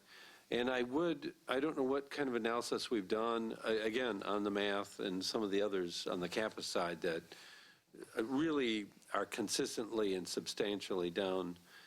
And some of the other special programs, and I know that they're done by lottery and so forth, and I know we've expanded, say, Barber, which is good. And you're right to point out that we have really a built-in success in a sense, because it's very rigorous for between Spanish and English on that. So very much appreciate that. But I think, again, Barber would be another where math is really, really down. And I think, you know, we really have to do something. And I haven't wrapped my brain around what stats. I mean, the overall one was more straightforward. But I think on some of these programs, I really think what we do, because there is so much involved, I'd like to see some more there. Particularly, you know, again, I think Barbara's a great program, but that would be a good example. The Montessori one, the one comment there is that when I've read about Montessori, one of the advantages is supposed to be that for students in that, they're supposed to have, if you will, a different style of learning. And I would think that that would help their achievement results or their growth. Well, one of the exciting things that I hope to share with you in September is one of the initiatives that's come out of their strategic plan is the purchase of Montessori Compass, which is an online curriculum management program that allows the principal to oversee what works are being presented, our teachers moving away from materials. We can talk more in detail about the Montessori program. We piloted it this spring. It was chosen by teachers, which is the great point. They piloted 3. They knew they needed it. And it's really helping them to align to make sure that there's enough rigor within the Montessori curriculum aligned with grade level standards. And that's definitely, the principal is very much aligned. And I want you to know that when we look at the special programs and the community, to know we look, all of us, I mean, as if our child were in that program. So we have the same questions, the same concerns, and the same amount of work that we put into all of it. So absolutely agree. Well, again, you know, I'm very much in favor of Montessori again, but I really think that one of the things I would say about all these special programs, and again, I'm glad you're after the graduation rates, but I really think it almost, again, looks like a curve where once kids get to high school, it seems like the results go up a bit, but man, there's that huge trough again. So. And there's some developmental trends, and then not to interject into Mrs. Detman's report, but there's a new test, a different test at 3rd grade and at 6th grade. It isn't the same test, so the first year students are presented with a new format. You know, that's another possibility. But anyway, I'm in favor of those, but I'm glad that we're doing this, and I really think if we see targets, and I'm going to particularly pick on math, I really think that we have to have at least some specifics on the special programs to say, for these special programs, this is what we're doing to especially address math. And it's good to have the disaggregated data so we can really target it for CAPA, for example. Having said that, and we know that many students who are attracted to the arts may be more ELA focused, we also know internally more of our arts integration lessons tend to happen in the ELA and social studies arena because, so our focus needs to be more in math and science for our arts integration, for example. Absolutely. The Barber principal was a math teacher. He's really hot on the math at Barber. I will tell you Right. that, and he can share more. And he's Thanks. brand new this year at the Thanks. building.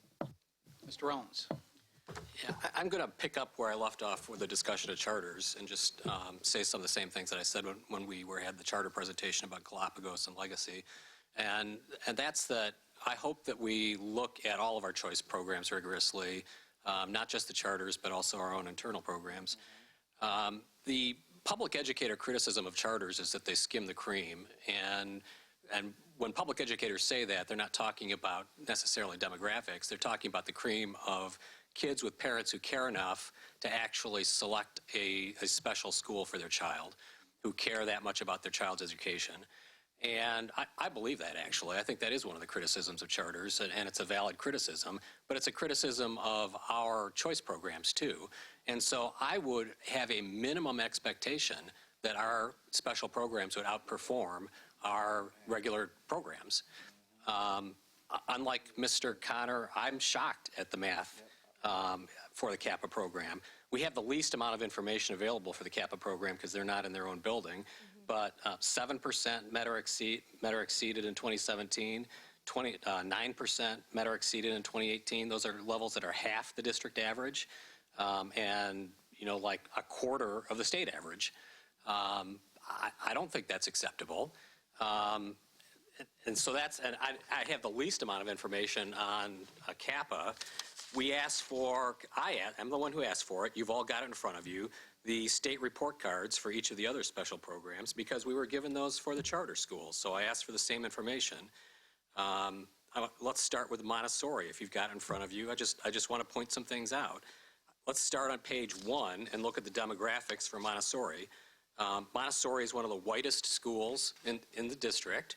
And I only say that because these are all factors that correlate to performance. We know they correlate to performance. We can look at the state averages and see these are factors that correlate to performance. Correlation doesn't mean causation, but there's a correlation. It has the third lowest low-income population of the district.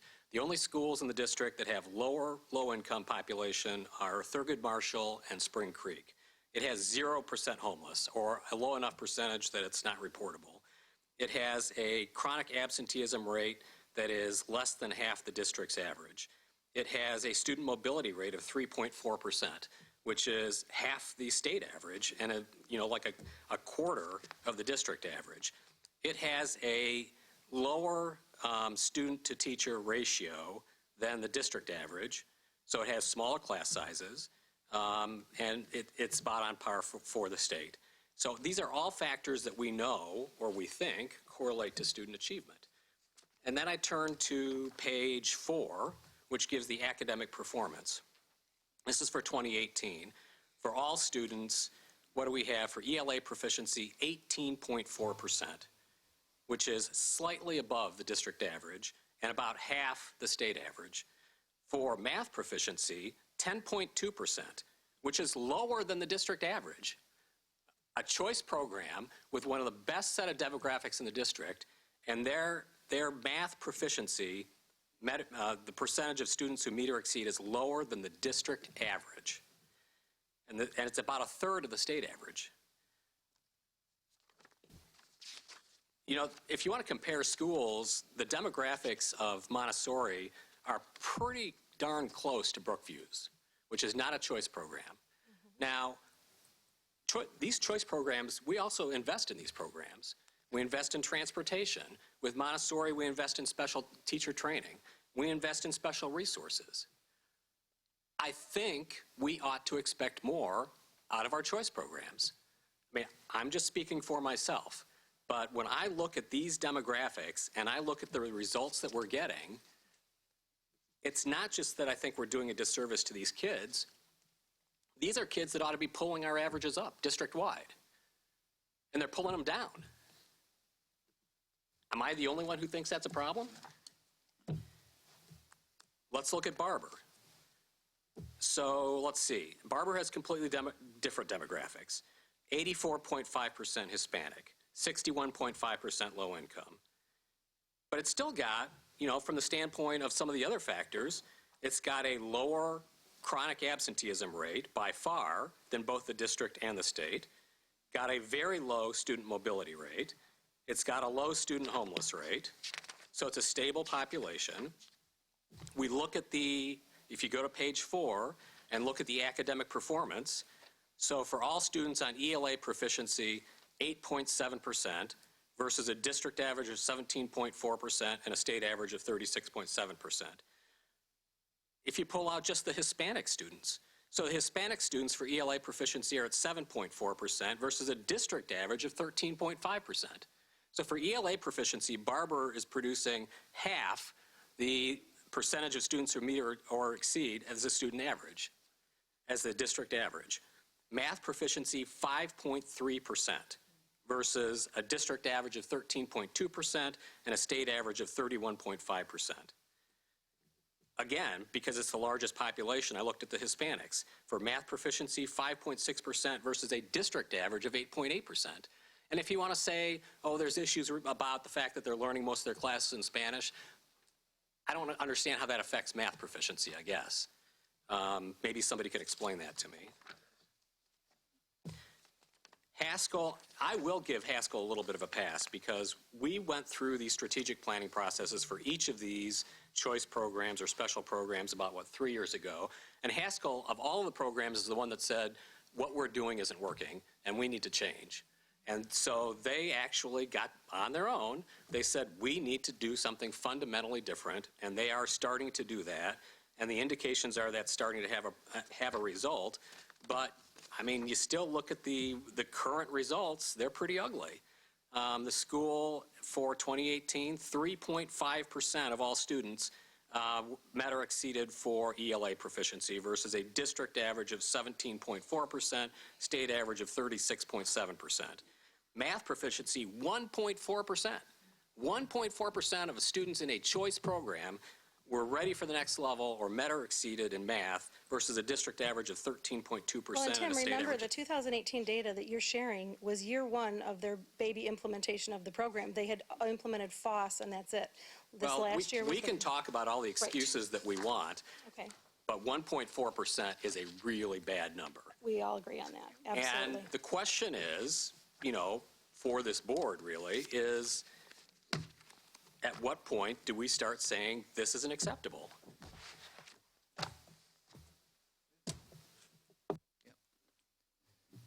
Ms. McCullough.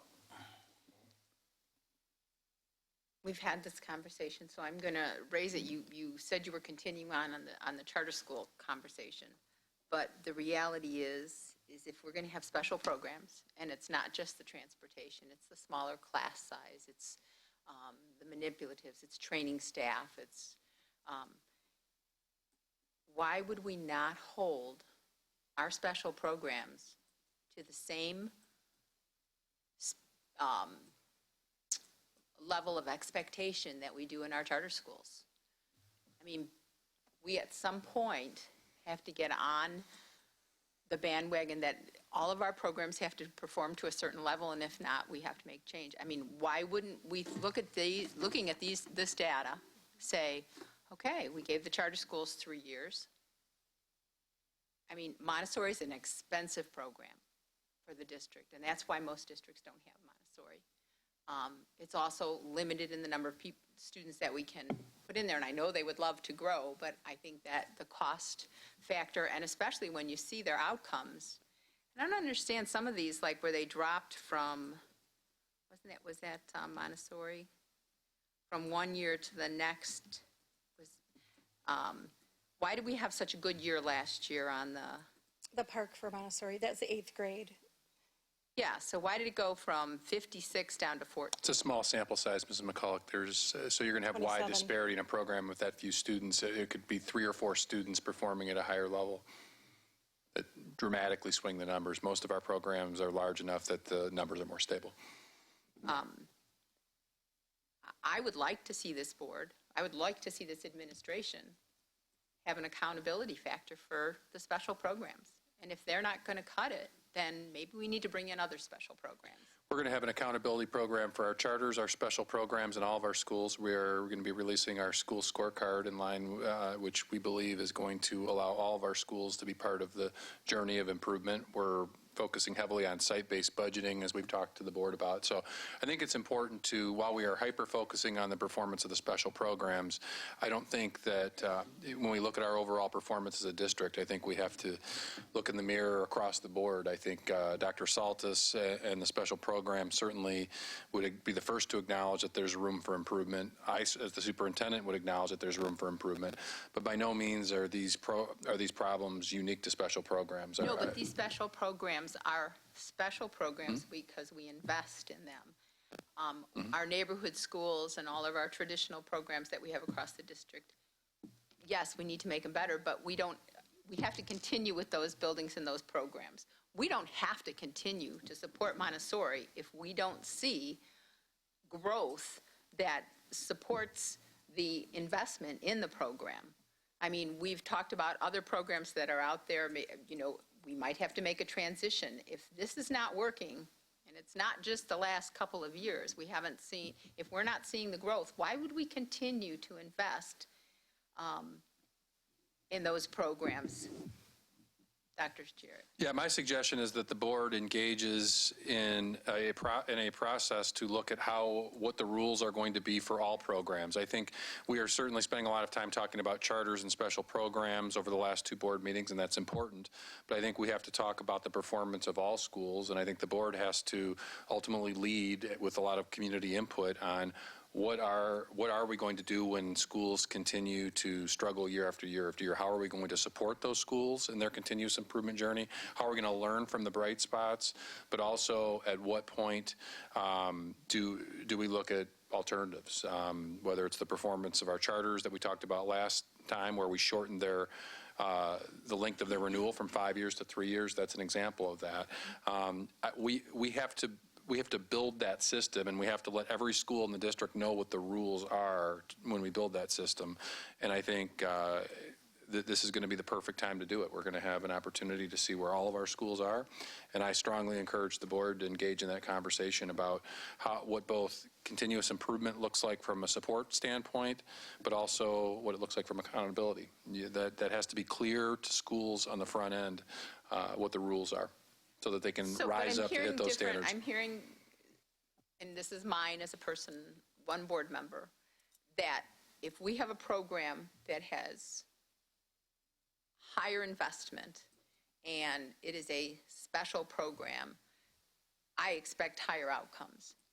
And if we can't, I mean, if we're going to get the same outcomes that we're going to get at all the schools across the district, or if that's what the board's expectations are, why do we have that additional investment? And it's nice that you bring up the graduation rate, but as Mr. Rollins spoke, these are families that are involved. They applied for the programs, they put their name in the lotteries, they tested for the programs. They aren't, and so they're going to be the type of families that are going to push their students through graduation. So that's not selling me on a program, just from my perspective. Well, and you also have to know that for our lottery programs, it isn't always the family seeking it out. It can be, but it's also every time they enter the Welcome Center at the early childhood sites, all they have to do is check a box. They don't have to bring their child to a language assessment for Barbara. It's done on site. All they have to do is check a box. So I'm not saying they aren't parents more invested because they're interested in the program, but it's not. It depends. But we do on, have it depends sibling on the preference program. at Montessori, so you perpetuate that group. At what point then do we have this conversation as a board as to My what suggestion our is that as we expectations are? consider a new 5-year strategic plan, that this be the focus of the community's conversation. We have built a scorecard system that will debut after the embargo ends in October. Every school will have a rating, and we have a very clear message that we've delivered to our principals about how we want to use that to support around continuous improvement. And I think it is I think before you start talking about what you're going to do to schools when they fail, we have to build the very, very clear rules of the road to support them, to give them extra evidence-based funding and resources to invest in those schools, but also to be very clear how many years schools have to demonstrate that improvement. The board has not sent that message to the special programs at this point or to any of our schools. And and you are the entity with the support of the administration that has to build those rules. So I think as early as this fall, we should start that process. And it's not going to be a short process, but we have to talk about what the rules are going to be in our community and what the board believes should be the system that we operate in terms of evaluating the performance of our schools. It is something that apparently, from my perspective, is becoming increasingly important. We want to have all of our families have access to high-performing schools across our district. And special programs are a part of that solution. Charters are part of that solution. Neighborhood schools are part of that solution. And so I would encourage the board to fully engage in that conversation with the community and get a sense of what the community's will is. But ultimately, the board, as the elected officials, needs to drive these rules. And whatever system we come up with, I'll be happy to work with the board to help design that with you over a strategic planning process. And as the district has built the scorecard that we'll be rolling out next year and getting more familiar with, and these types of reports are becoming more common practice, and the habits of making more data-informed decisions, it is at the principal level and more at the building level with each and every teacher. So I feel strongly that we're all, steering and rowing, happening in the same direction more than ever. So I'm excited to see the growth and where that goes. I also, with special programs, there's a lot of qualitative data. This is all test score, achievement, subgroup data, which is great. But just like, an inconvenient truth, you have your qualitative, that movie, you have your qualitative data and your quantitative data, and one informs the other. When you hear the strategies and initiatives that are happening, and you hear about the Kappa choirs going to perform at Carnegie Hall, and you hear about some of the other things that are happening in special programs, we have to look at the whole picture. We have to look at the interest level of the community and the fact that their net promoter score is really high. Do we absolutely have to work on growth and achievement? Of course. But if part of being the first choice for all family is giving families the choice. And so we obviously take that very seriously. We have a lot of the same questions you have. I have probably more direct conversations with special programs folks than perhaps a zone conversation, because they know that they are I don't an disagree optional that there program. is a qualitative, but this board has repeatedly said over and over again, achievement, we need to see achievement. Our students need to move forward. They need to have their ELA. They need to have their math. Agreed. And so So now we have to agree. build those words into a transparent system where everybody understands how things work so that we can support our schools around that system that we build. Could you explain, one thing you said was at Haskell, both ends of the curriculum are harder to move. Would you just explain what you meant by that? When you're talking about the bell-shaped curve and you're talking about the first percentile or the 99th or 98th percentile, it's easier to have movement in the middle. You might have a 1%, and 1% is just where they start measuring, as Mrs. Detman measured. You could have, any number of scores below that. And so to move from 1 to 2 to 3, and hopefully in the fall when you see positive data, again, after the embargo, that's what I referred to. Yeah, and what Haskell's accomplishing from an English language arts perspective, I mean, again, I can't get ahead of it because it's preliminary data, but I think the board and the community is going to be extremely impressed with what Haskell's accomplished over the last 3 years on English language arts. And again, I can't get into specifics, and that's not verified yet, but I think you're going to see there's a real success story brewing there.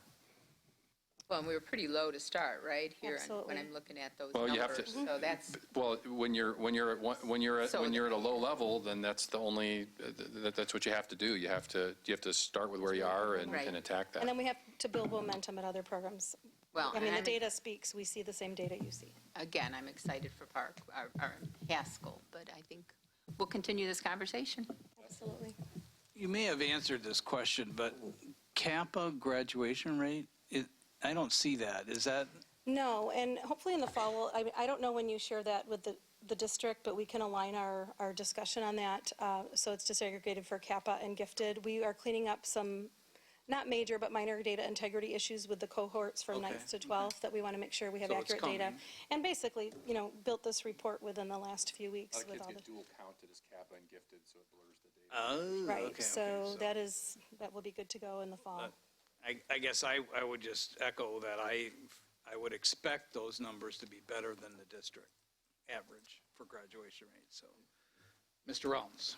So I understand everything you said, Dr. Jarrett, and I agree. We can't just shut these programs down. We need to build clear expectations. But I'm going to channel my inner Mr. Escobedo right now. Okay. And I'll tell you one of my frustrations is we did do the strategic planning for each of the special programs 3 years ago.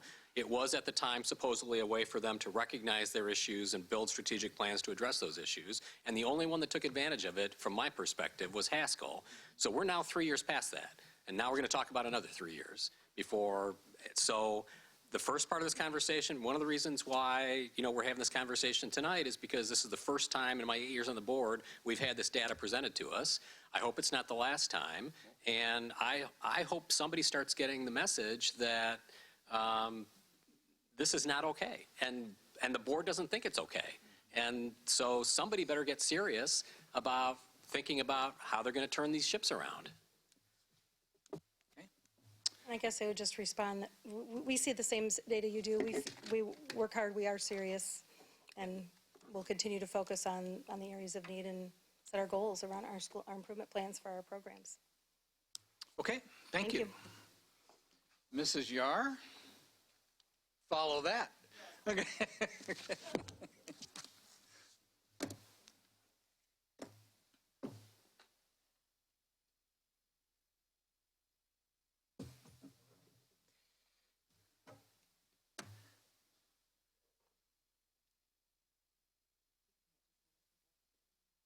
Where is it?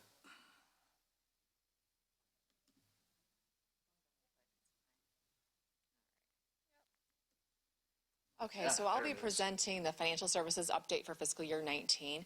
I had presented this in the past 2 years at Finance Committee, so now you're seeing it for the first time if you weren't on Finance Committee. So what we fall under is Goal 5. So we demonstrate effective and efficient business operations, and that's really what this presentation is geared towards. So I'll talk about the process improvements that we identified as management and my team.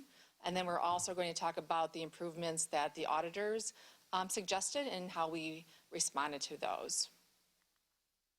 So we can really process improve through our software. So we can look at our software. Really for my team, we have people and we have software. This is how we do our job. So when we can implement procedures and automate things, it really will really streamline our processes and save us a lot of time.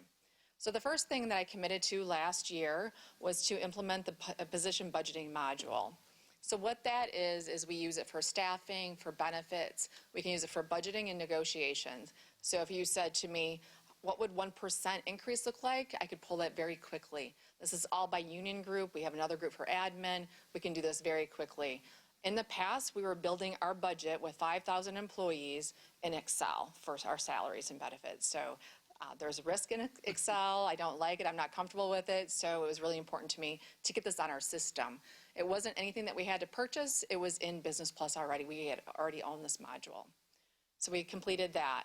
We also wanted to automate financial results. So it was somewhat automated before. Basically, we dumped the data from the general ledger, and then we had a pivot table built by IS, and that's how we were presenting this information to you.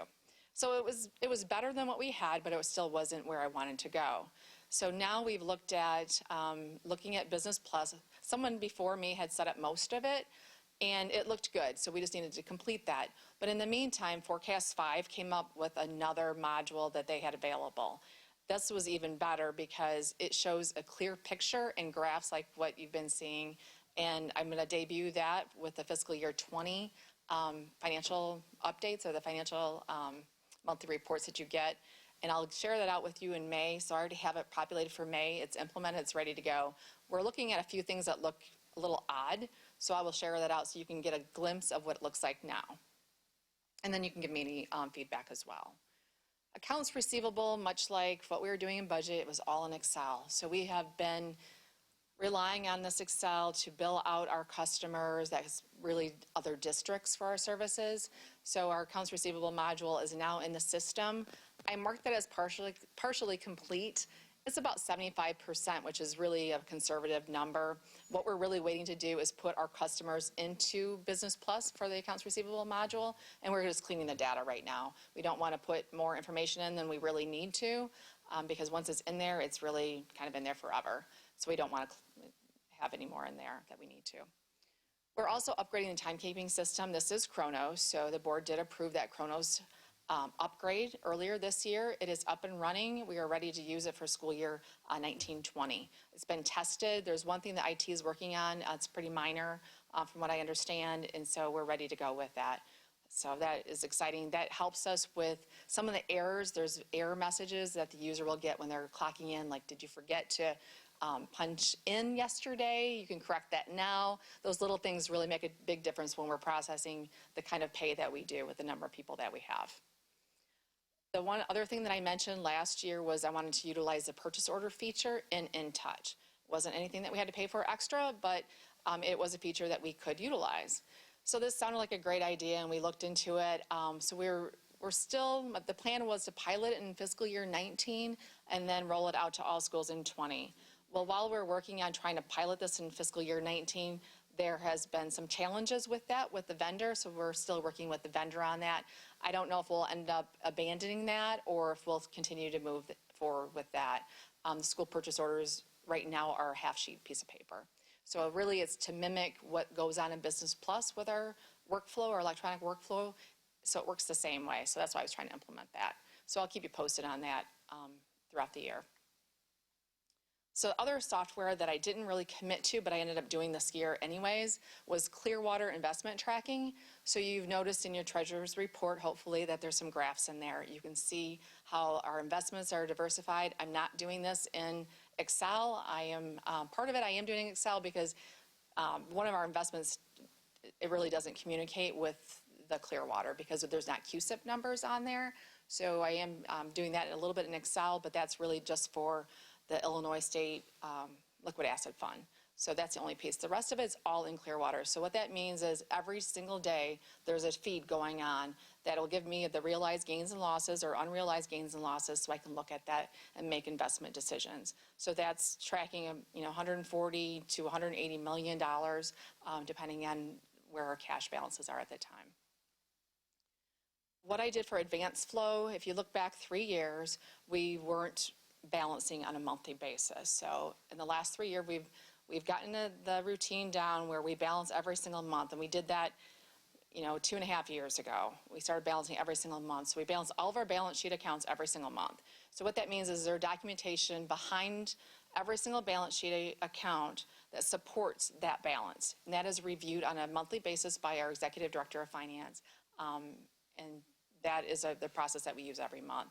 Well, we had it sitting in a binder, an old school binder, which was fine while we were learning, but now we're needing to go electronic. So I did purchase that, electronic work papers. There's a module, there's a piece of this that helps us look at our reports differently, so I can group them and we can prepare our own annual financial report. So that's the part that goes to ISB that I plan on preparing this year ourselves. And then we also have a review, so it's a file cabinet, but I can see when people are reviewing it, we can look at how we're doing on time, how the team is doing, reconciling all of those accounts. Also, we have DocuSign, which we purchased this past year. We haven't implemented that yet all the way. It's very close. We looked at the process. We don't want to just take the old process and then just work it into our software. So we really wanted to improve the process. So we are probably a couple months out from that, 2 or 3 months out from that. Forecast 5, I talked about the monthly financial reporting. You'll see that very soon, so I won't talk any more about that, but it is a nice piece of the module, and I share it with Dr. Jarrett, and you can easily see with graphs where we're sitting with our expenditures to budget, that type of thing. Pilot Resource Manager, you might recall we moved from Hayes inventory to Pilot Resource Manager. We did this in August. We purchased that in August just last year, so not quite a year yet. It's up and running. The reason I put partially complete on that is it's not rolled out to every single school and every single area. So I don't want to take credit for having it 100% complete because it's probably going to take a while to grab all of the pieces.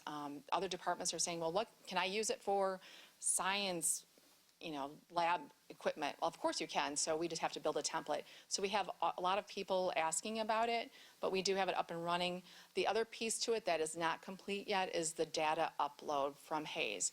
There was a lot of information that went into Hayes that we do not want to put in the new system. So we need to do a data scrub. So we're still scrubbing that data. to look at what needs to really come in. So that's why it's, again, marked partially complete.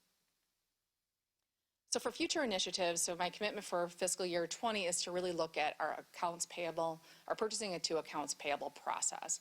So that transaction cycle, I think, can be improved. There's still a lot of manual things. We manually send things to vendor. I think we can automate that process. We have everything set up in the system where we have emails. I want those POs to go straight to the vendors that way. It'll save us a lot of time. So just a lot of hours manually sending out POs. Also for accounts payable, with technology, vendors can upload their own invoices, which would save us time with data entry. So we're looking at that too. So I don't know if we can get that done in 20, but we're certainly looking at that as an option. So we can also look at other improvements to help our processes.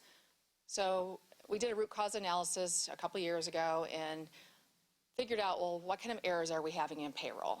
Why do we have so many errors? You know, really the error rate was only like 1%, but 1% of 5,000 people, if you're a part of that 1%, you're still not happy. So we want to try to reduce that as much as we can. So we have a lot of manual timesheets coming through. So we have a couple of areas. 21st Century is an area that was put into Chronos, so we're trying to get all that manual reporting into Chronos. I think we're going to have to chip away at this. It'll be partially complete for a while, but we are making progress with every year getting rid of those manual timesheets. Also last year, at the beginning of fiscal year 19, we had an opt-in for paper pay stubs. So this saved the district about $40,000 by not printing out all of those pay stubs. So some people opted in, but a lot of them did not. It's all available online. I know I didn't want my pay stub. I don't need a printed copy of that. I can go online and look at that. So we did implement that, and it went really well. We had some people request it, which is fine, but we did end up saving money on that. So that was reduced. In fiscal year 18, there was 2 additional pay runs that were performed, which was added from 17 to 18. So basically what we did was just press the undo button and went back to the way it was in 17. It was 2 additional processes. You know, you're doing the same thing. You're paying the taxes, you're running payroll for a small, relatively small group of people. It was only admin. So we got rid of those pay cycles, so now we just have 2 pay runs that we're running. I mean, we have different cycles that we're going on, but we have 2 pay dates for everyone. So that really helps eliminate some of these extra processes. And then for site-based budgeting, we implemented phase 1, as you know, for fiscal year 20 budget. So we did complete that. And so there'll be several phases of that going forward. We did commit to creating training videos, but with the approval of the LMS, the Learning Management System, we want to use that. So we have looked at budgeting. We can do budgeting videos for that. And then cash receipting is prime for going to Learning Management System. So that was the first thing we thought about. And purchasing also, we can train in that way. So when someone would go in, take the test, you know, go through the videos and then take the test, go through that training, we would know that they have a basic learning of how to take cash, for instance. So the second part of the presentation is really an update of what the auditors had noted in their fiscal year 18 audit. So before I really get into the report, I want to help you understand what this means. So when you're looking at this and an auditor says you have deficiencies, there's different levels of deficiencies. So the first level, the most severe, is a material weakness. So that means that if you have a material weakness, the board or management could be relying on information that is inaccurate. So we wouldn't want, we wouldn't want that in our audit report. Significant deficiency is less severe, but take note because it could turn into a material weakness pretty quickly. So we need to really fix that if we have a significant deficiency. Deficiency is, you have something here, you should look at it, but it's not required to be written because it's not serious enough to be in writing. But most auditors will put it in writing because they have to communicate it either orally or in writing, so you might as well do it in writing. So that's, we did have a couple of those, which I'll get into next. The other comment section, typically you don't see this in an audit report, but somewhere in the last few years, we had asked the auditors, administration had asked the auditors to put everything in the report. So this is everything. So you're seeing the other comments as well. So the first 2 items that we have are the deficiencies, again, oral or written. And item 1 was really the credit and purchasing cards. So what they do is they pull a test of, it's like a sample of 40 or 60 transactions, and they test that population. So in that, we had an error where their sales tax were paid in error, or several of these. This doesn't mean just one, or a missing receipt and or expense log. So in response to that, we have purchasing auditing. So we have the purchasing process manager auditing the credit card statement every single month and all the expenditures. So we're getting the expenditures in. We have a log for the supervisor to sign off on, and then we're ensuring that there's compliance with the district procedures. We also have provided training. So we've retrofitted this. So everyone who had a credit card or a purchasing card had to sign a form saying they understood their responsibilities with the purchasing card. So we have that with every purchasing card holder at this time. And we've provided training with that as well. The activity funds, really this is the money that's at the schools. So, cheer, those types of things. All of that is sitting at the schools. Our progress on this has been amazing. We have really great internal controls on this, especially as compared to what you would typically see. It's a hard area to have good internal controls. We have that through InTouch and the procedures that we have in place. We're reconciling at the district level, which means that there's someone who's not responsible for writing a check or taking cash with oversight. So we're having that level of oversight. Our current auditors now came in for preliminary testing, and we're very impressed with our internal controls and actually want to share out the vendor that we use and our processes with other districts as an example. So we are doing well with that. We're probably never going to get rid of everything on there, but with internal controls, it's supposed to stop most things. We can't stop everything, because if someone decides to not follow the procedures or the controls, we still could have a problem. So in this example, we had deposits that weren't made within 5 days. We have asked that in our procedures, we tell them it has to be deposited within 5 days. We had instances where it was not. The school purchase order were not used. Somebody decided not to buy the school purchase orders or order the school purchase orders and found out during the audit, like, I'm sorry, I didn't buy them, I never used them all year. So with using the InTouch, that would prevent that from happening. So I hope we can use that soon. And then the sales tax paid in error. So they're just coming in and just, it's just an error. So if there's repeat instances of noncompliance with a certain individual, because we can see most of this from the district level, I'll reach out to the principals and just, let them know that we might have if it's not a training problem, it might be an accountability problem. So after we've trained them, then I toss it over to the principals to let them know that we might have a problem that they would need to address. So the other comment section, this is suggestions again. That's what that category is all about. So this is for information technology. It's part of the management letter because it's a district management letter. So what they recommended is to have a technology disaster recovery plan. So this will be completed in July. This is all from Mr. Barthel. And then we did implement a password lockout policy, so they wanted us to improve that. So that was done in January, so that's complete. And then backups, we have backup, but it's kept at another district location instead of off of all of our campuses. So their IET is looking at the cloud backup solution for that, and that'll be part of the disaster recovery plan that they are writing right now. And really the security policy falls under that as well. So again, in July of 2019, so just next month. So these other comments are for financial services. The interactive account groups, in 2000, 2001, there was a GASB 34 issued, so not to get too technical, but it was issued, and it required governments to put their capital assets and long-term debt on the financial statements. So what most districts and most governments do is let their auditors put that on there. You have the information, you give it to them, or you give them the journal entries to put it on the system. So we did not have capital assets in our system. We didn't have that utilized. We were using a spreadsheet for all the assets of the entire district. So we put that on we have a module for that in Business Plus that we already had again, and we put that on last year. So 5,000 assets were uploaded. We didn't quite get the long-term debt finalized, and it was a very big lift to get all of those assets in and get the system running for fixed assets, because it calculates depreciation for us.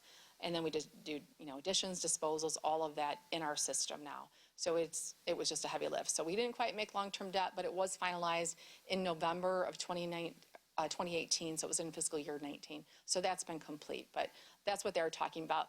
They would like, auditors would like it if your system was able to produce those financial statements with those extra 2 pages. Those are the 2 pages of the financial statements that are government-wide financial statements, they're called. So it's full accrual, it's comparable to a corporation. And that's why it was implemented, so you can compare to companies to see how it would look. And I will not get to that for years. It's not really my priority because there's ways of doing it. We can do it in advanced flow. We can do do it in that system. So it's not a high priority for me. So I think this is as far as we'll get in the very near future. The account number usage, what they meant on this was there are certain functions that are only allowed on certain funds according to ISB. So we have thousands of accounts. So to give you some idea, our grouping schedule that gives some totals and some white space is 280 pages long. So you can imagine how many accounts we really have. So we went through in fiscal year 18 and deactivated accounts that didn't have the right, we shouldn't be using that function with that fund. We missed 4 of them. So 4 out of thousands, I take that as a very big win. And I figure if we get down into this kind of detail in our management letter from the auditors, we are doing very, very well. So I did really take that as a win. My team, didn't like that they missed 4, but 4 out of thousands, you're going to miss some. But really what we're going to do with this advanced flow, so we won't miss any of them, is to prepare our own AFR. Because I've talked about this grouping schedule that we can set up, that it's already set up. We can put it in there and then we'll just prepare our own grouping schedule. So if something's in the wrong, or in our own AFR, so if something's in the wrong spot, we're going to, recognize it ourselves and just put it in the right place because we'll be preparing it. So that is complete as well. So I've covered management letter and I've covered what we've done as a team to really work on our process improvements and what we're going to do going forward. Do you have any questions? Questions or comments for Mrs. Yar? Okay, Mrs. McCullough. AFR, account fund reconciliation? No, what's AFR? Annual financial report. Annual financial Okay. report. Yeah, so we have it's comprehensive. I know. It's comprehensive annual financial report. We have the CAFR. Right, yeah. So we have the CAFR. And so part of the CAFR has the AFR in the back. So the AFR is, if you get it tabbed, if you get the hard copy with a tab, it has ISB AFR on there. That's what's really required from the state. Okay. So I've sent out an email about Fund 10, 17, 18, and 19. They're really Fund 10. That's what the state requires. We do some stuff internally for that, but that's what's required. So that's really what's required, but we present a full CAFR, which is important for a district our size. Some districts only do the AFR. So I have a question, and this harkens back a little bit to when my kids were in school, and I would write checks to the district, and they were never cashed. I'd write checks to the Booster Club. They were never cashed. Many years later, they never cashed. Is there a system that we're able to use, like I can use with my bank account and take a picture, it goes right in, so that as people come in and, for example, register, is there a way to have that happen in our district so that we don't have to worry about families are having uncashed checks for long periods of time?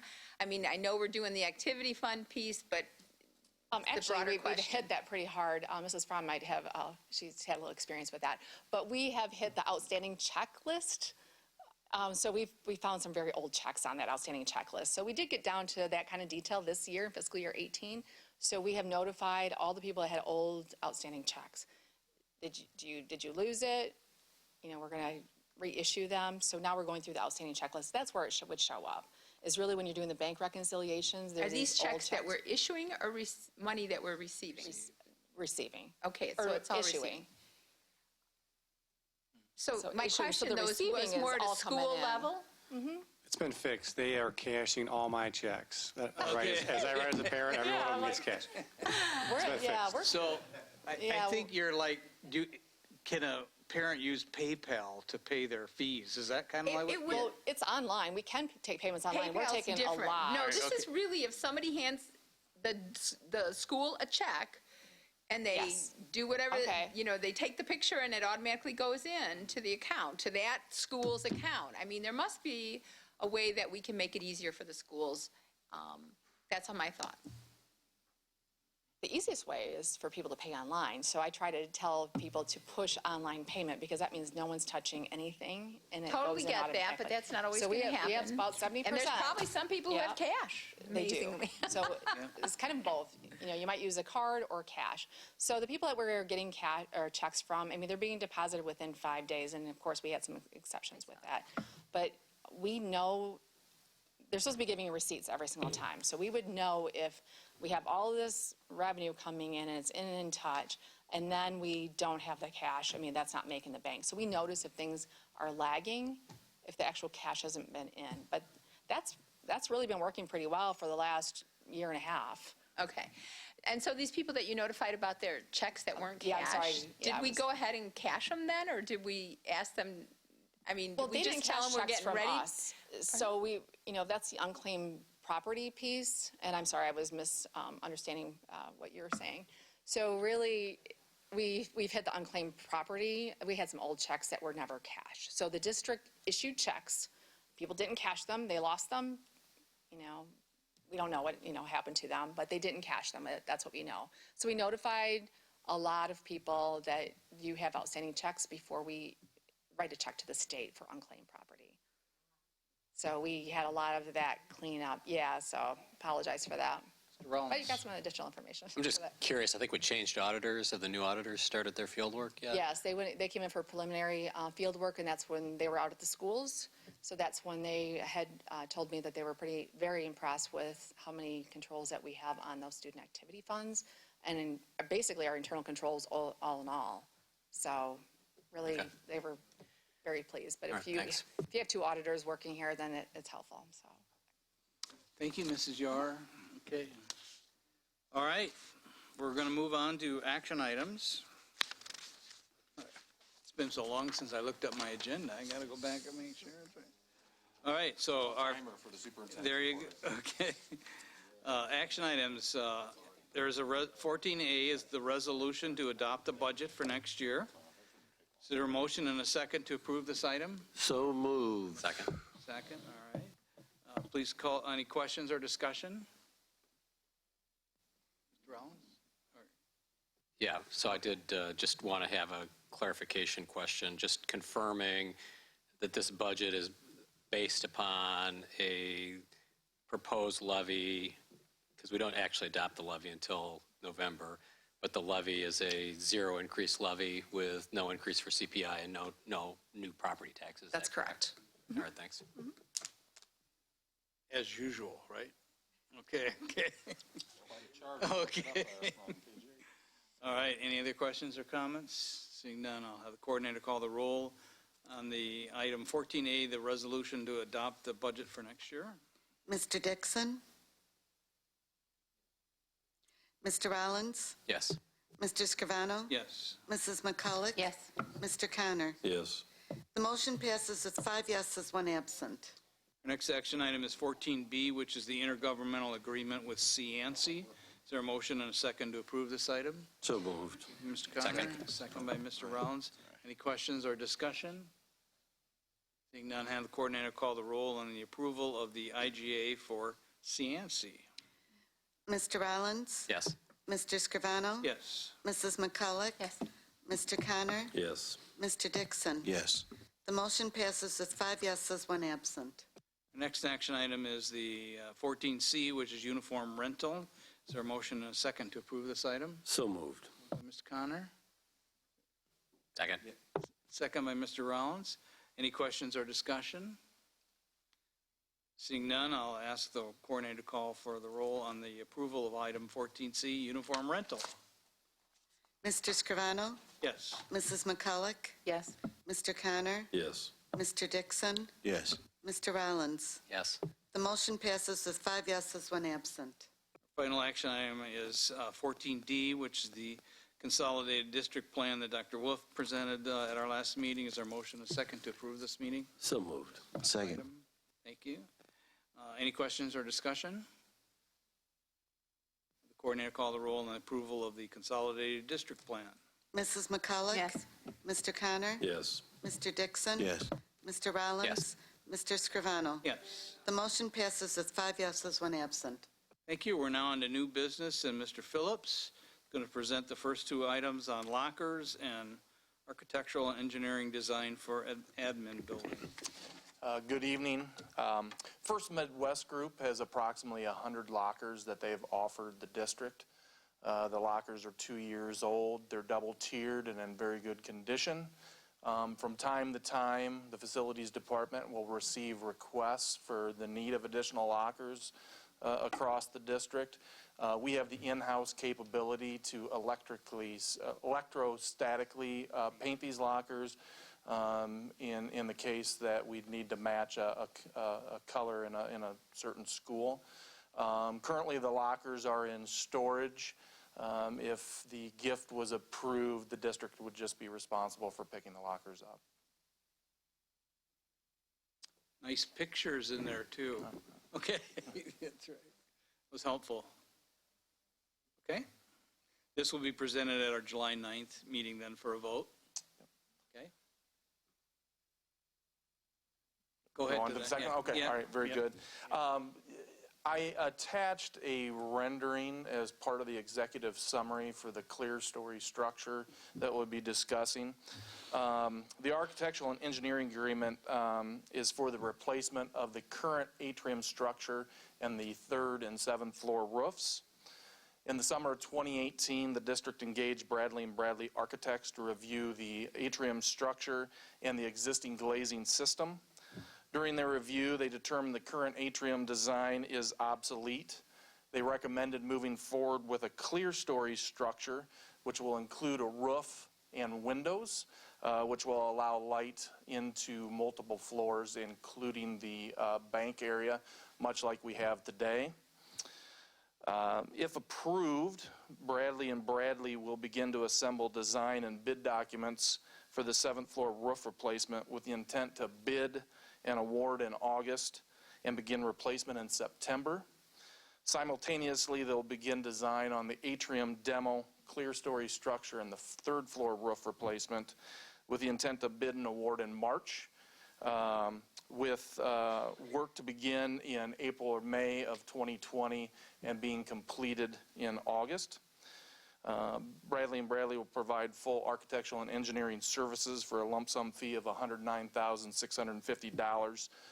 The project is estimated to be $1,800,750.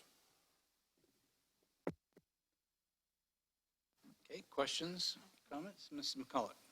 So we have a fund that I don't know where we're at with our, the money that we take in for rent, and that was all supposed to be used in the building. Will that, what funds will this come out of, and will we be able to use that money? Oh, I'm sorry. This will come from Fund 24, but these were... Tell me what Fund 24 is. I don't know all the numbers. That is for this building. That is this building's fund. That is this building, And so what correct. do we have in that account? Do you have an idea? We have about $400,000 in fund balance, Okay. so that's where we're at with that. So you're talking about 1 point what million? $1,800,750. Okay, so the remaining is coming out of what budget? It would come out of the capital budget. Correct. During the scope of this work, I think we're due to do something about the escalator. Where is that in the plan then as well? The escalator is, we have another year to remove that. That was not part of this scope of work. Okay, just think with all the construction. Okay, thank you. Any other comments or questions for Mr. Phillips? Okay, this will come for a vote on our July 9th meeting then. Thank you. Mr. Barthel is up next, IGA donation of smart boards to Winnebago School District. Good evening. Jonathan Manning was supposed to be here tonight, but his wife reminded him this morning that it was his 25th wedding anniversary, so Okay. I'm in his spot. Okay.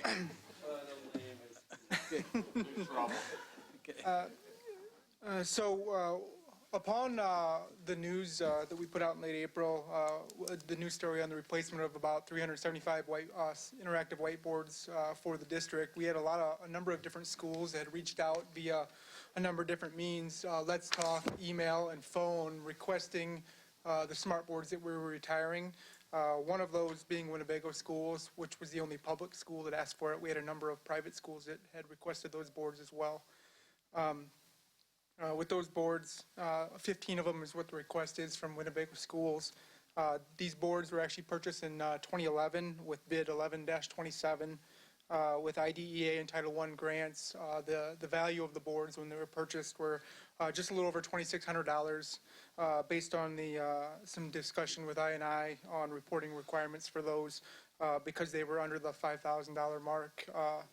For those boards, there's no reporting requirements. However, we will be putting together a memorandum with the serial numbers that we are going to provide with with the school district to be able to put in a file so we have that inventoried, as well as providing that to finance to be able to take those out of our fixed asset inventory listing. Okay. Any questions for Jason? Is that all of them that we have to get, that we have to donate?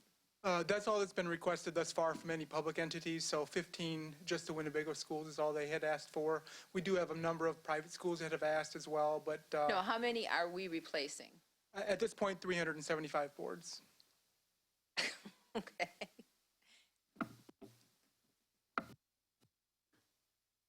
Any other comments or questions? If not, there you go. Another man's junk is another man's treasure. Is that how the saying goes? Or? It seems like maybe somebody'd pay us something for it. 300. They.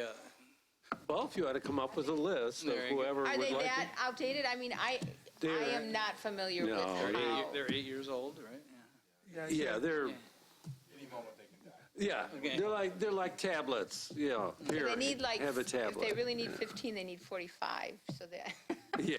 Yeah, when we replaced these boards, we looked at the ones that were causing the most amount of tickets and everyday maintenance on them, so that's why these were retired. These are about, the life expectancy on these boards are 5 to 7 years, and when we did have the schools reach out, we gave them the disclaimer, you're going to have a lot of maintenance on these boards, and some of these schools that just can't afford these just look forward to at least having something in their schools to work with. But why we would give them to private schools as compared to putting them in a dump? No, we wouldn't. Okay. Okay. And we have had discussions with the other boards with the State of Illinois auction site called iBids as a potential as well. We come into problems for storing some of these as well. Otherwise, these would be going to electronic recycling, which we don't receive any monies for them. Okay, this will come to our July 9th meeting for our vote then. Thank you, Jason. Thank you.